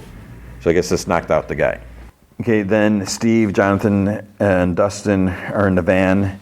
They make it to the radio station. Nancy, Mike, and Lucas, drive up. Jonathan goes up to Nancy. He says, like, I'm so sorry. He hugs her. Mike and Lucas go up to Dustin. They're like, holy spit. And Dustin's like, yep, bike crash. Flew headfirst into a light post. But it's like, why does he have to lie about it? He got beat up by, what's his name, Andy and like 4 other jocks. Or Steve like gives a confused look. Dustin like apologized for missing crawl and everything. Mike says, well, it's not his fault. Don't beat himself up. And I think Luke is like, yeah, it looks like someone already did. Robin comes out and like tells him to get inside. So they find out that Derek Turnbow is the next target. Steve's surprised. Nancy asks, how can they be sure? Will says because he saw it. He explains that, he figured that when he's close to the hive mind, he can tap in and see who he's targeting. So yesterday it was Holly, and it happened again, and he became Derek. So Steve's like, wait, I'm lost. He's like, you're seeing through the eyes of Vecna or of Derek? And Will's like, both. He's like, I was Vecna, but inside Derek's mind. And Robin says that he stalks his victim by invading their minds, and that's what he did with Chrissy and Max. And Nancy's like, yeah, but it's different this time, because they did some digging at the hospital, and it turns out that before he took Holly, Vecna stalked her, but he appeared as Henry, and as a friend to earn her trust. And Will says that whatever he's doing or planning, they have to save Derek. And they look in this projected map of like the town. So they'll wait outside the Turnbow's house in the van, wait until the parents are asleep, then they'll grab Derek, take him to an abandoned, isolated place. They have this one place like mapped out. But they can't let like anyone see them or let Derek know where he's at, because then otherwise Vecna will go into his mind and know like where to go. So they'll have to blindfold him. And Steve's like, whoa. He's like, what? Robin says, so Vecna can't find him. And Jonathan asks Mom, he's like, are you okay with just kidnapping a child? And she's like, well, we're saving a child via kidnapping, so it's fine. Dustin says that, there's a few holes, and, Lucas says, like, what if Derek falls asleep before the Demogorgon attacks him? Nancy says, what if Derek wakes up before they grab him, alerts his family, and, then they'll end up going to jail. Dustin says, well, in the third most gaping hole is, even if this plan works, Holly's still missing. Hop and Elle still MIA. So it doesn't bring them any closer to finding Vecna. So his plan just buys them and Derek some time. Mike says, well, there might be a way to save Derek and find Holly. So Mike uses figurines to explain the plan. They need someone that the family trusts to go and infiltrate and knock them out with like sleeping pills or something. Robin says that she might know where they can get some benzos. And I'm like, what the heck is benzos? I guess it's like Xanax and stuff. Vecna will send a demo but won't find Derek, so he'll find them. They'll get Murray to supply them with some traps, and they'll burn the sucker. They'll send him scampering home to its master, but not before they stick him with this tracker thing. Then they'll track the demo across the Upside Down in the squawk van like they did with Hopper. If they're lucky, the demo will lead them back to its lair, to Vecna, to Holly. So then they're like holes, but no one can think of any. So then we hear Tiffany's I Think We're Alone Now is playing. Holly bakes, she dances around, she puts like frosting on a cake, she watches TV, she eats cake, she tries on dresses, she puts on some makeup, she sees a picture of Henry as a kid, like in a Boy Scouts. She goes like in his room, I think, and sees this like Boy Scout box, and there's like a picture, there's like this scarf thing that she saw in a picture of him in his squad. So she puts that on. And then the doorbell starts ringing repeatedly. So she sits at the top of the stairs and tries to see who it is through the stained like glass door or whatever. And she's like, Henry? And then she's like, oh, Derek, if this is you, it's not funny, you barf bag. And then they stop ringing the bell. So she goes down. She decides to open the door, look. She steps out on the porch. The mail flag is up. So there's a note and a compass. The note says, Holly, I need your help. Meet me at the X. Please hurry. Henry. So then there's an arrow that says open, because the paper is like folded in half. So there's like a map, drawn out map. There's this red dotted line that goes like through the woods, and there's like this rock wall at the end. And so she looks at the compass and in the trees, but she's not supposed to go through the woods. And the upside down soldier dude like stands at the wall. Others come up asking for orders, and he says, find out who did this and bring them to him, so he'll disembowel the SOB. Hopper and 11 are in like some sort of like junkyard. They hid a Humvee. He asks 11 if there's been any movement from their guest, and he says that even if the dude knew something, that he'd likely be trained to resist interrogation, because the Russian took him for 2 weeks trying to break him, and they still couldn't. And they don't have 2 weeks. They don't even have 2 hours. So if they can get like the convoy info, maybe they can get that. But classified information, that's not going to happen. And she says that With her help, it will. Oh, he's like, right. I forgot about your extensive training in interrogation tactics. She's like, my battery's charged. And he's like, I don't see how that helps us. She's like, I can break him. And he's like, L. And she's like, 20 minutes. You get to ask him about the convoy, get what you want. Then I get what I want. Compromise. COM, promise. Remember? It's like, oh my God. Then the guy seems to be like awake and he's like banging. So he's like in a bus. And, he's like, get me out of here. So Hopper tells Eleven, she's a stubborn punk ass. And he says that again. Then we see this teacher in class talking about wormholes and stuff. They get the attention of scientists and scientific writers. Can anyone tell them why that is? No one's really paying attention except for Eric, Lucas's sister. And, she has her hand held up high, like enthusiastically. So the teacher calls on her. She's like, wormholes are neat because they allow matter to travel between galaxies or dimensions without crossing the space between. So he's like, yes, exactly right. Again. And then she sees Mike and Lucas outside the window, like trying to get her attention, trying to get her to come out. So she finally gets herself excused. So she meets him in the hall. And she's like, you have 60 seconds to explain why you interrupted my favorite class. So Lucas says that this is very important because a lot of stuff went bad last night at the crawl. And she's like, well, I wouldn't know because I wasn't invited. And he's like, a lot of stuff happened. And now they think that Tina's little brother's in trouble. She's like, that literally makes no sense. And even if it did, why would I care if that dip poop Derek is in trouble? Mike says that, she's just going to have to trust him. And to help Derek, they're going to need her to get them into the Turnbow house.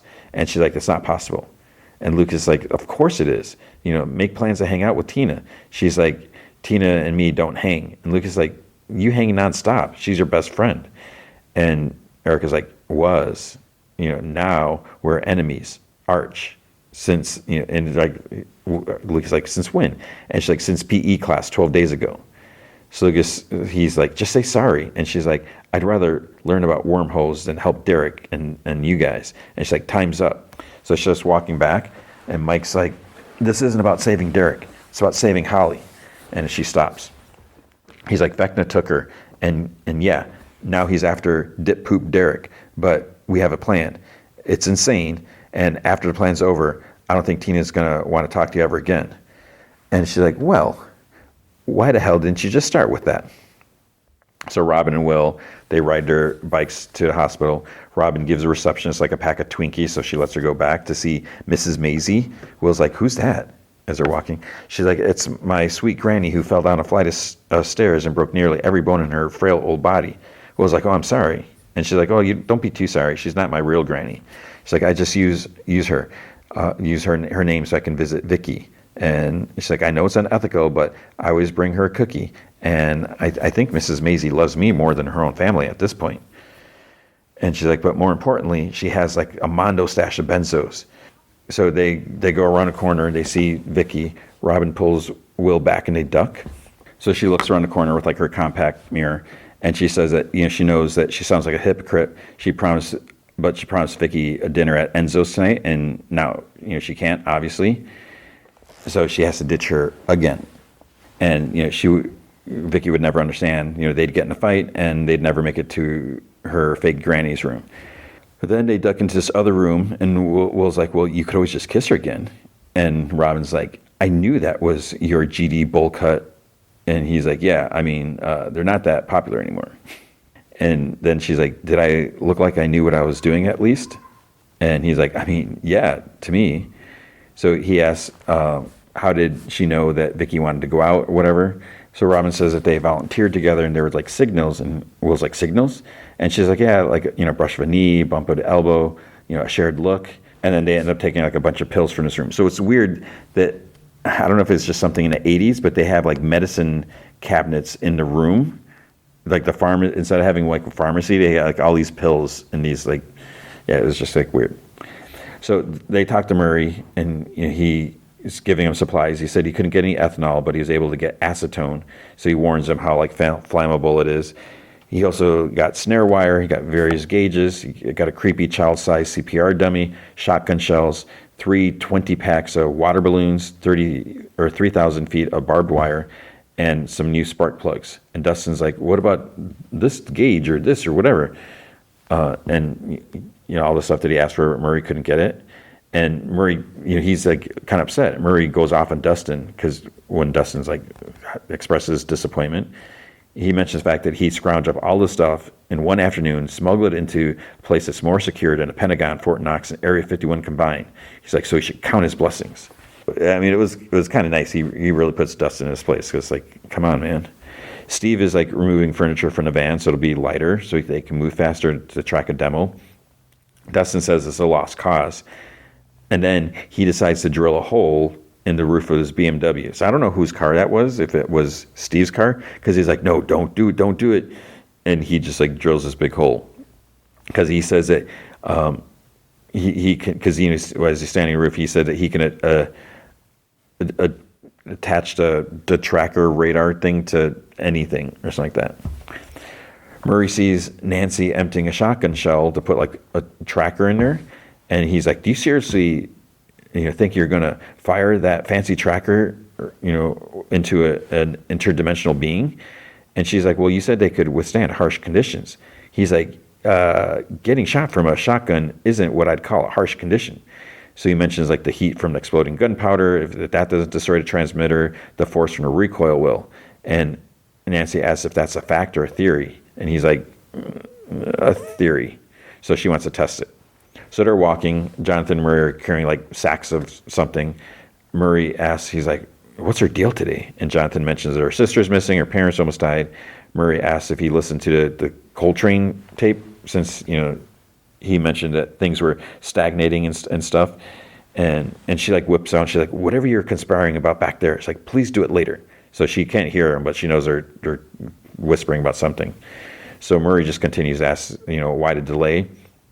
Jonathan mentions that, her sister and parents again, and Murray says that, this is the best time because it would remind her not to take things for granted and so forth. Then she whips around again and she calls Murray Santa because he refers to himself as Santa Murray because he's bringing out stuff. So she tells him, she's like, shut up or I'll shoot my target into your potato sacks. And I'm a good shot no matter how small the target is. She's like, now set up. And he's like, they're not really that small or whatever.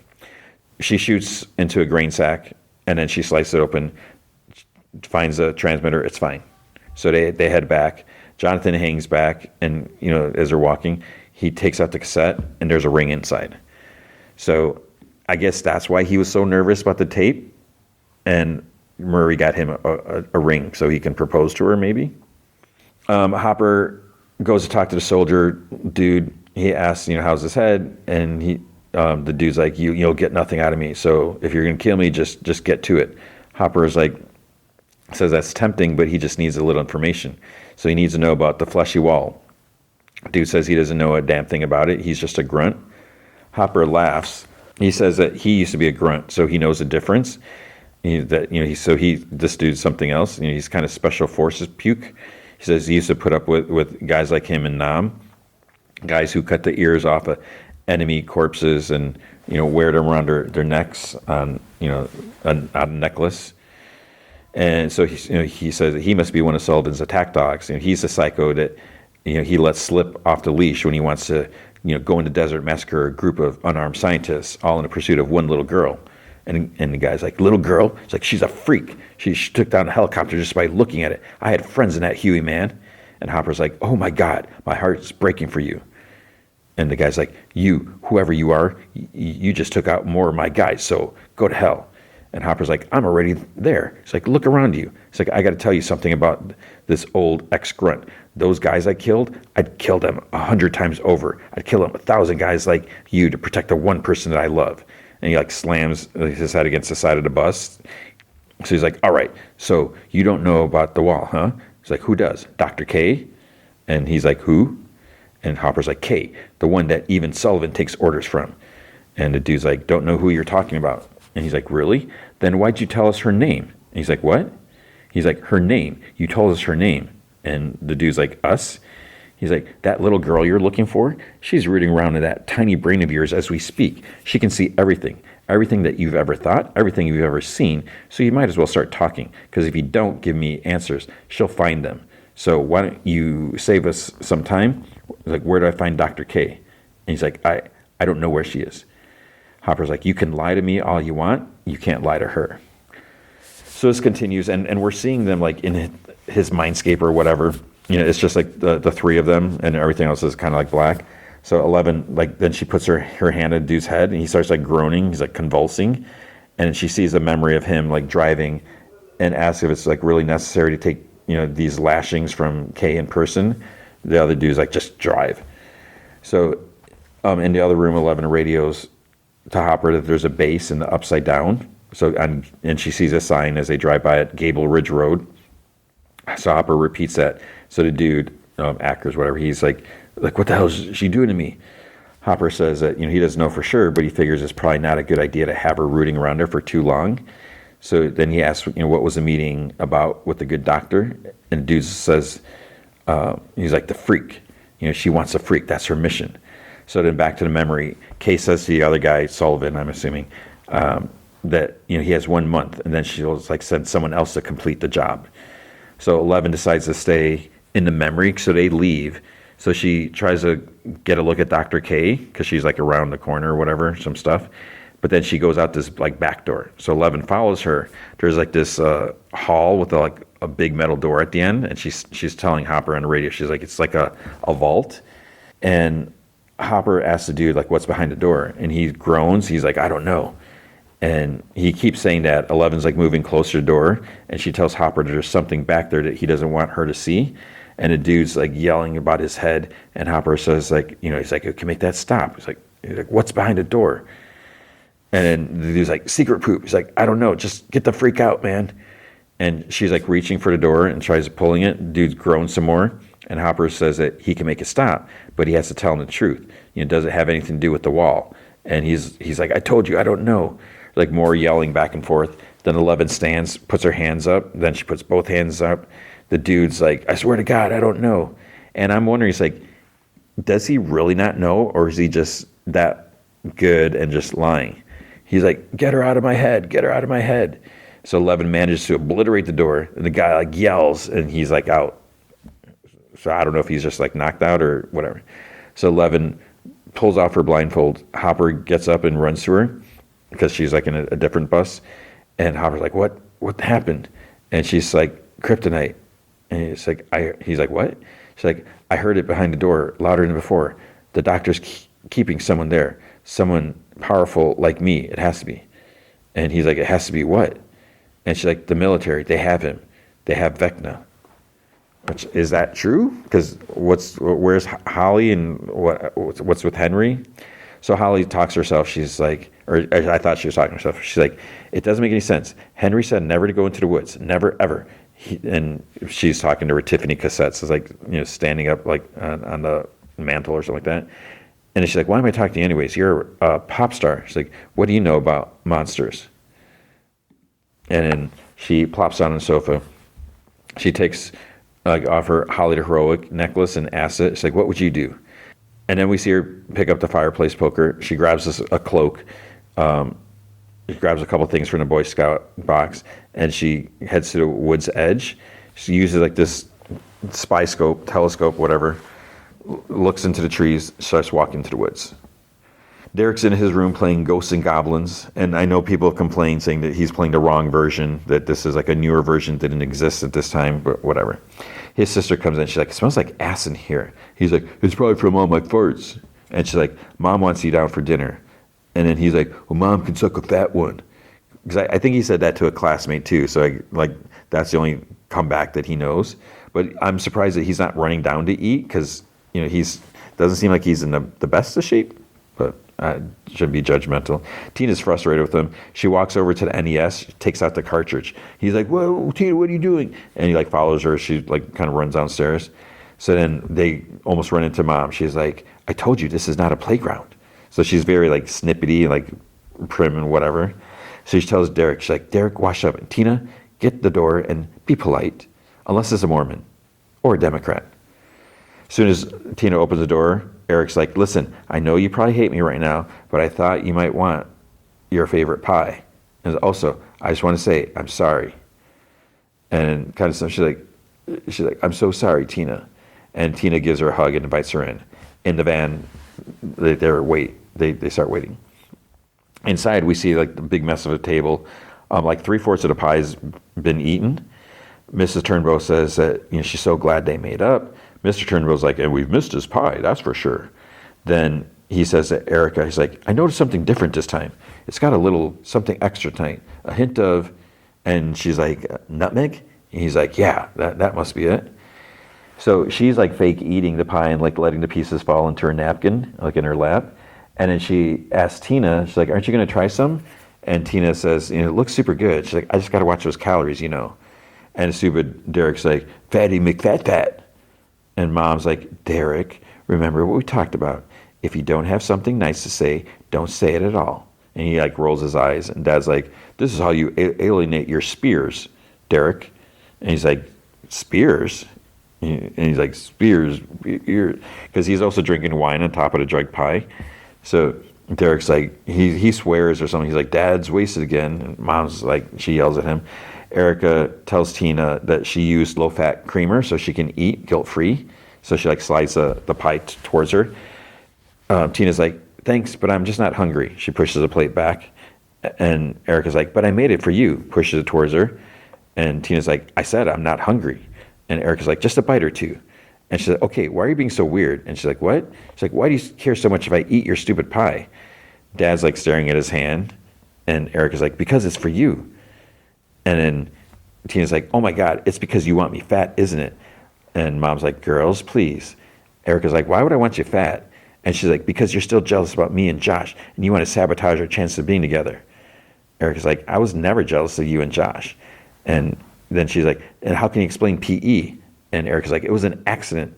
Dad gets up. Mom's like, where are you going? He's like, oh, I don't feel too good. So Tina says that Erica gave Joshy a black eye with the dodgeball, and now he won't even look at her.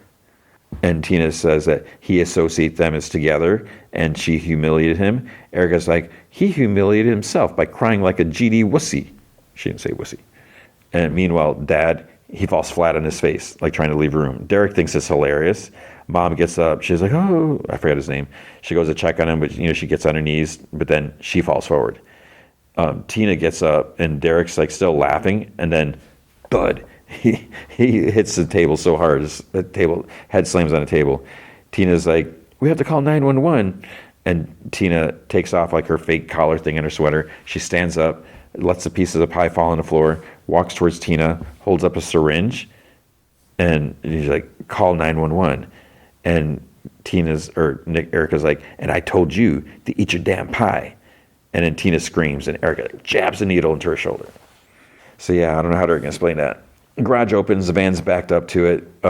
They like close the curtains in the house. They put pillowcases over the family, drag them out in blankets, load them into the van.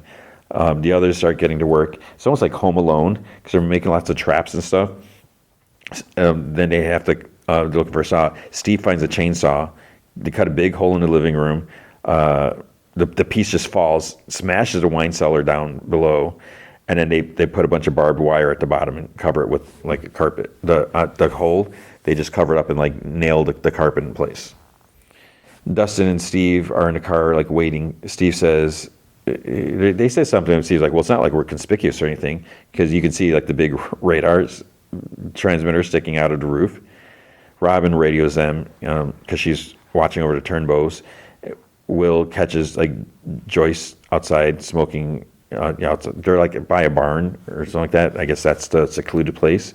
He's like, I thought you quit. She's like, quit what? Because she like put it out.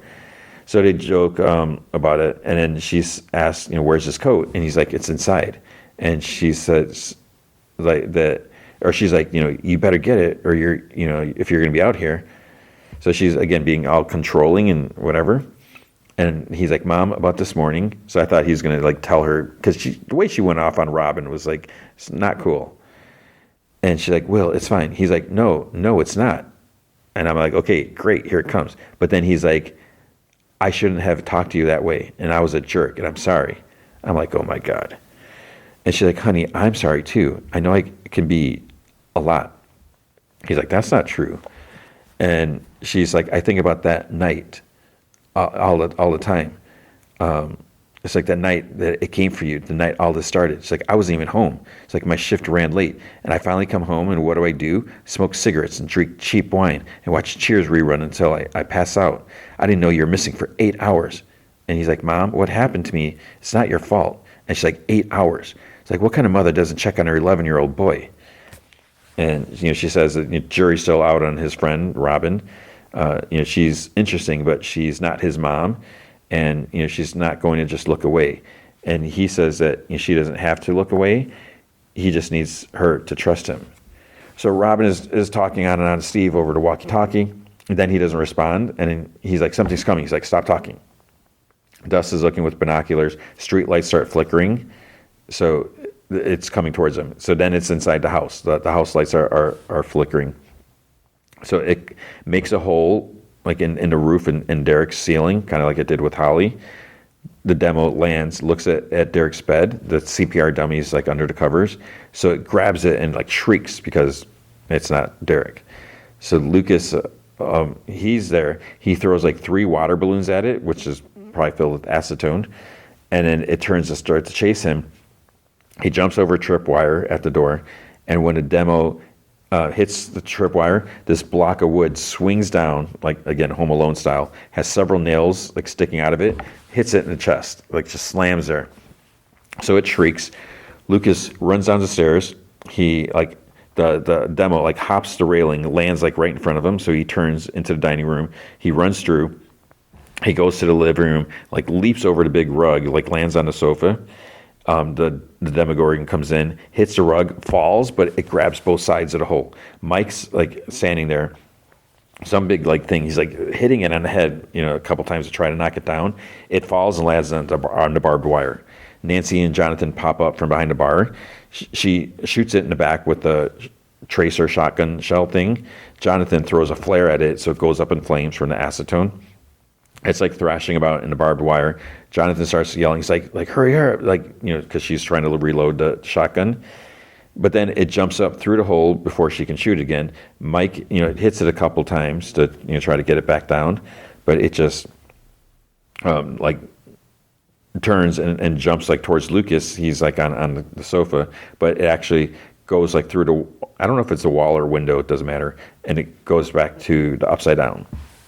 So Mike radios it flipped, it went back. Dustin says signal acquired, so it's heading their way. So Nancy and Jonathan jump into the back of the BMW. They start driving, and then he starts like smashing through yards and like fences, but then they lost the signal. So Dustin's like turn around. It's like it's going back. It's going southeast.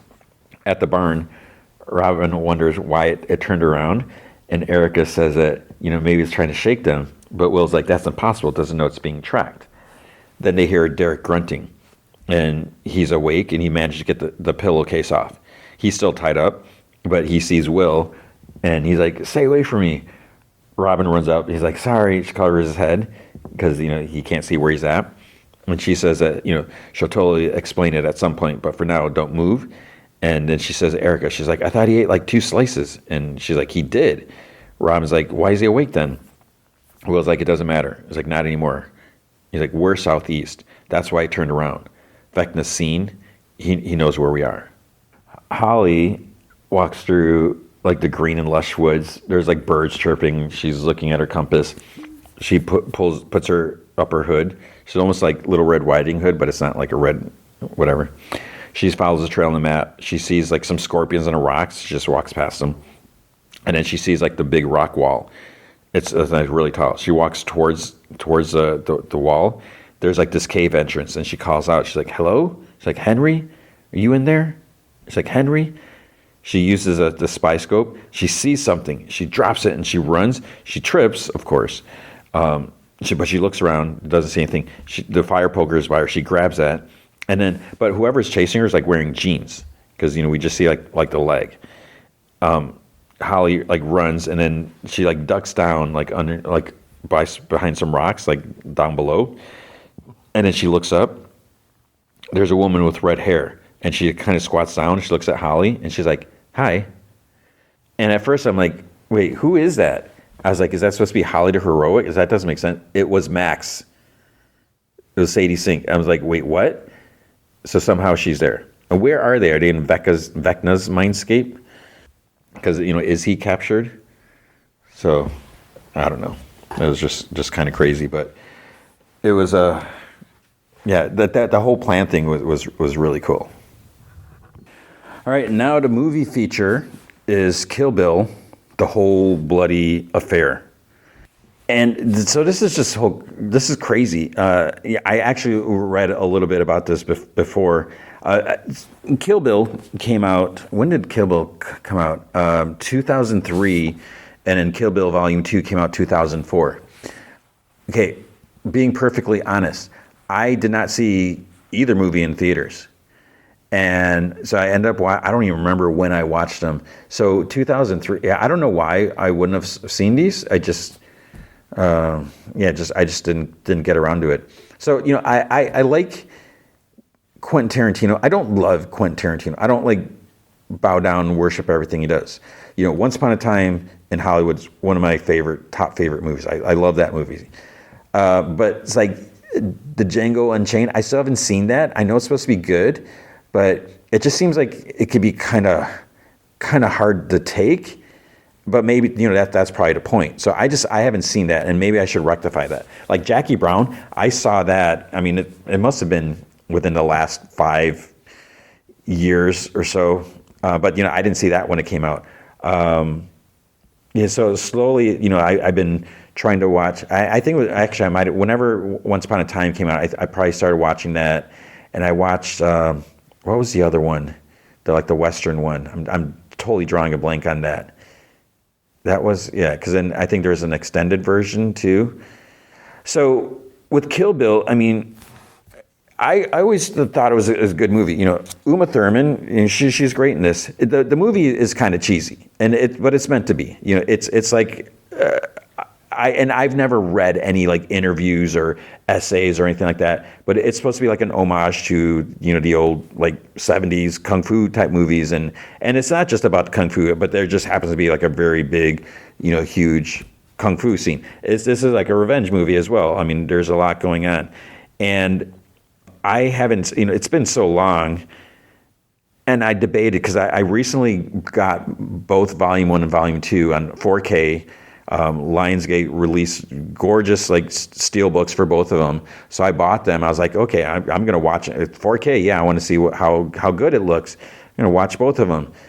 I just haven't gotten around to it, and then I find out this is coming out, and at first I was like, wait, 4 hours and 45 minutes. I was like, that's crazy. But then I was like, oh wow, my theater is actually playing it, and then I was like, wait, there's nothing coming out this week. Well, I guess I'm going to sit in the theater for 4 hours and 40 minutes, whatever. Well, it's crazy, and this is what I just found out, is this movie this whole bloody affair first was compiled in 2006, and it showed at the Cannes Film Festival. And so what I read about this, so I'm going to read this. So where is this at? Okay, in 2008, Tarantino said that it would be theatrically released in May 2009, but then it was delayed. The film screened March 2011 at Tarantino's new Beverly Cinema. In 2014, he said that he and the Weinstein Company planned for the whole bloody affair to have a limited theatrical release the following year. This version was set to include an extended anime sequence which had been commissioned, financed, and produced by Production IG based on the original script without Tarantino's request. The film had a limited theatrical release in July 2025 at Tarantino's Vista Theater. Tarantino said that he waited until he owned the rights before giving it a full release, and thought that asking an audience to come to his theater gave it more meaning. And then it was released now on December 5th, 2025. So yeah, I didn't realize that this has been a thing since 2006. And so basically what they do, and you can I looked up something, and you can easily find articles what's been added, what's different. So there's the animated scene has been added. There's one part, the animated part is like it's longer. I think I'm trying to remember. Originally, it was like in black and white, and its color, it's like more violent. The way the first movie ends, the kind of sort of cliffhanger thing, they kind of cut some of that away so it flows a little better. But there is an intermission. Thank goodness there's an intermission. And the way it flows, I'm trying to remember how, because again, it's been so long. But when you watch the whole thing, and watching the second half, there's just like a whole long, like just a lot of basic talking, like looking at all the information, the details, and everything like that. And it would be weird to think of it. I need to go back and watch, but just like that to be on its own as a movie, it just seems like a lot with like low action, just a lot of just detail and whatever, informing, whatever you want to call it. So I feel like as part of this movie, it just works. Now, 4 hours and 40 minutes, that is insane. It didn't feel that long. I was really worried about that. I'm like, am I going to be able, one, because working all day and because I don't sleep well, I'm like, am I going to be able to stay awake from all this? So I had like a free popcorn or whatever. I barely ate any of it. So I just took it home. I'm not going to let it go to waste. So I I even went to McDonald's and I ordered a cheeseburger with no meat because I don't eat meat, and so I can like smuggle that in my pocket because I figured, okay, I'm going to be there for 4 hours. It's like 6 o'clock, 6 to 10:45, right? The movie didn't even start until it was a few minutes, previews and all that stuff. But I was like, well, one, I'm probably gonna be hungry, and then I was thinking, it's like, well, maybe also if I have something to eat, snack on, that will keep me, from getting drowsy during the movie.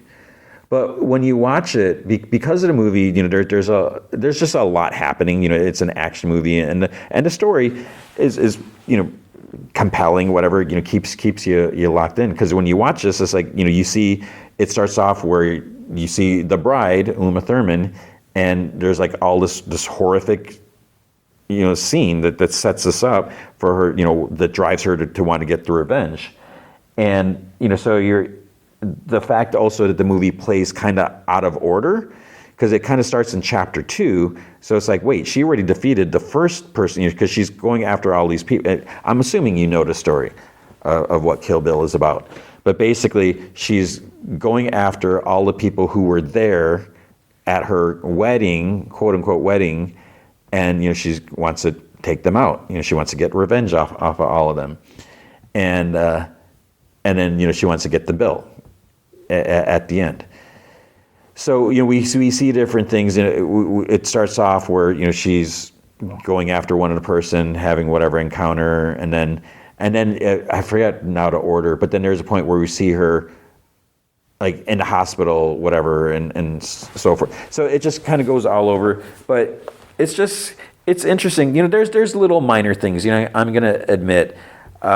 Because like I said, I'm not the biggest Tarantino. I really respect Tarantino as a filmmaker, but there's little minor things that I'm like, I don't know if it's pretentious or just whatever. But there's one part, and it's like a callback to the cheesy moments, the 70s, like when the bride, when she first sees like one of her foes, it just like zooms in the eye, and there's like I can't even do the sound, like a big siren like flashing, and there's sometimes it's like, okay, there's music playing and then the siren's flashing on top, and it sounds kind of awkward or whatever, but it's just to add to the cheesiness. And some of the dialogue's cheesy, and some of the fight was like, I don't remember if it was the first. There's one fight where it's like psh, psh, psh. It was like so, like the hitting was so loud, and it's just like, oh my gosh, this is like almost hurting my ears and everything.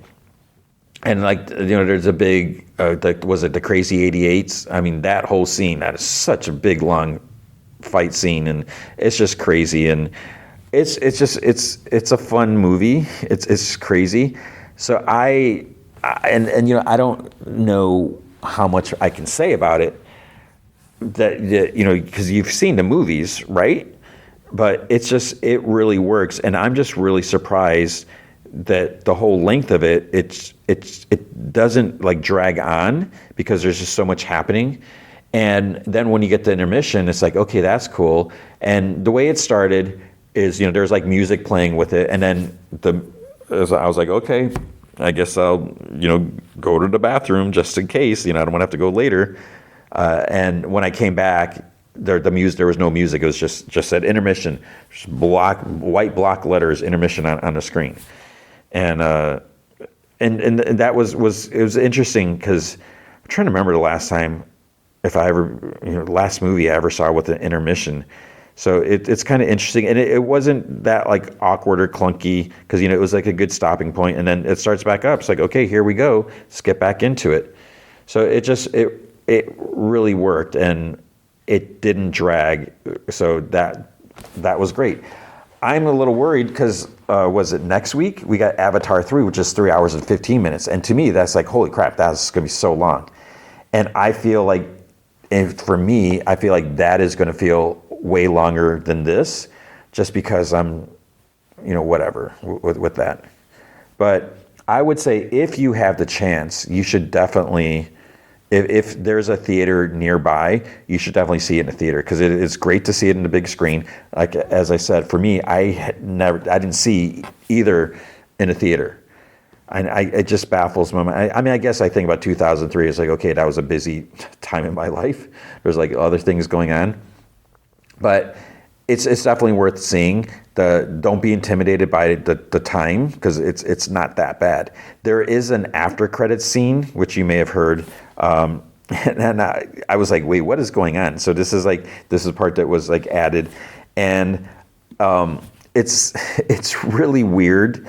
It's worth it. It is like a lost chapter, and there are some things that you kind of see that fit in with it. Uma Thurman. It's basically like it's using the Unreal Engine, whatever. It's all like Fortnite graphics. So we have I forget who, someone did like the motion capture, whatever. So what Uma Thurman does of her voice. I think Quentin Tarantino does Bill's voice because David Carradine's no longer with us. And I won't say what it's about, the title of it. I don't think that's a spoiler, especially since it's probably out there. But we just get this extra scene. And it plays along with the movie, but then you see like, oh wait, there's a guy that's like a giant banana. It's like, okay. Because there's a Fortnite guy. I don't even know if he has a name. But in my theater, like everyone left during the credits, and I was like, I didn't want to say like the people in my row. I didn't want to say, oh wait, there's more, because if it was nothing, like I didn't want to look up spoilers what it was about, and I didn't want them to make them wait if it wasn't anything cool. And plus the fact that it is a long movie, maybe they're like, okay, I need to get out of here. And so, getting close to 11 p.m. on I saw I see it on a Tuesday night. So it's definitely worth seeing, I would say. I hope they release a home version of it, even though I got the first two. Do I need it? I don't know. I mean, maybe I should watch my two separate volumes and then see, do I really need it? But yeah, I mean, there's extra stuff, so I probably will buy it. So you should definitely check it out. It's a great movie. I believe, let me just double check real quick. As of now, so this probably isn't going to change, it's at 100% on Rotten Tomatoes. Now, this is based off of 24 reviews, so there's probably not going to, I mean, that's the thing, it's low. People that are going to see this, okay, my heat's just kicking on, but that's okay. I'm not going to turn it off because it's a little chilly. There's only 24 reviews. It's probably not playing at a lot of theaters, and who's going to sit there for 4 hours? Some people might say, well, why am I going to review this movie if it first came out in 2006 or 2003, 2004? So they might figure, well, we're not going to cover it or whatever. Let's see, box office, it made $1.6 million on its opening day, and is expected to make $4 million 3 day. It made $3.4 million over the weekend. So $3.4 million. I don't know how much extra, like what they had to do, because okay, so according to Wikipedia, it says the budget is 60 million, and it's only made 4 million. But it's only playing at not even 2,000 theaters. So I don't know. I don't know what that means. Was it an extra 60 million to make it all together? I mean, Zack Snyder, rumors were it cost like 80 million to make the Snyder cut, even though he's like, oh, it's not that much needed. I don't know. But you should definitely watch the movie. It's a great movie. This is a cool volume. It's an experience. It's how often can you go see a 4 almost 5 hour movie? Whatever. And it's almost, or you can think of it as like it's a double feature, since it's 2 movies in one. But this is the way he wanted to be. Apparently, I believe he wanted to release like this, but it was way too long. So he's like, we got to do separate volumes. So there you go. You definitely should watch it. I'm glad I did. I'm glad nothing else came out, and then I was kind of sort of forced to see this. I'm so thankful, because I'm glad that I got to see it in the theater. So you should check that out. But that is going to be it for the podcast this week. So big thanks to Andrew Loken. He is a big supporter of the show. You can be a supporter by going to patreon.com/gmanfromheck. Any amount you can commit to will be awesome. If you commit at the Rick Jones tier or higher, you get access to that secret podcast from Heck, which is an additional 30 minutes of podcast entertainment every single week. Not really sure what we'll cover next week. So I just did an off my mind. We'll see. I don't know. But if you can't, it'll be something cool. If you can't commit to a monthly commitment, you can also help out by going to coffee.com/gmanfromheck. You can buy me a virtual cup of coffee or 3. That's ko-fi.com/gmanfromheck. Okay, so what is happening next week? I don't remember if I mentioned at the beginning, we got Percy Jackson season 2. I don't know if I'm going to cover that. 2 episodes dropped, but there's so many other shows. I mean, it's like crazy trying to keep up with this. So we have the season finale. Pluribus, I said there's 9 episodes, so there's 3 more of that. Fionna and Cake, I think there's 2. Stranger Things is going to, there's 2 more episodes, but then that keeps continuing. I don't know if I can make room for it, or make time for it. And since I'm already 2 episodes behind, I don't know.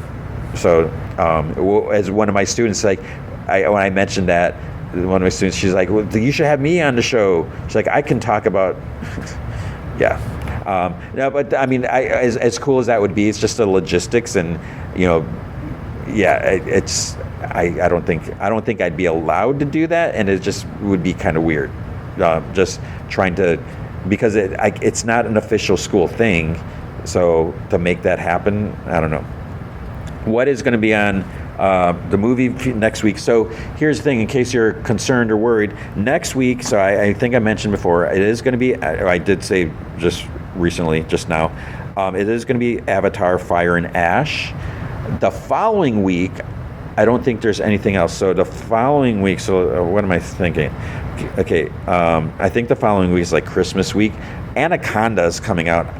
That I might, maybe, I don't want to see it.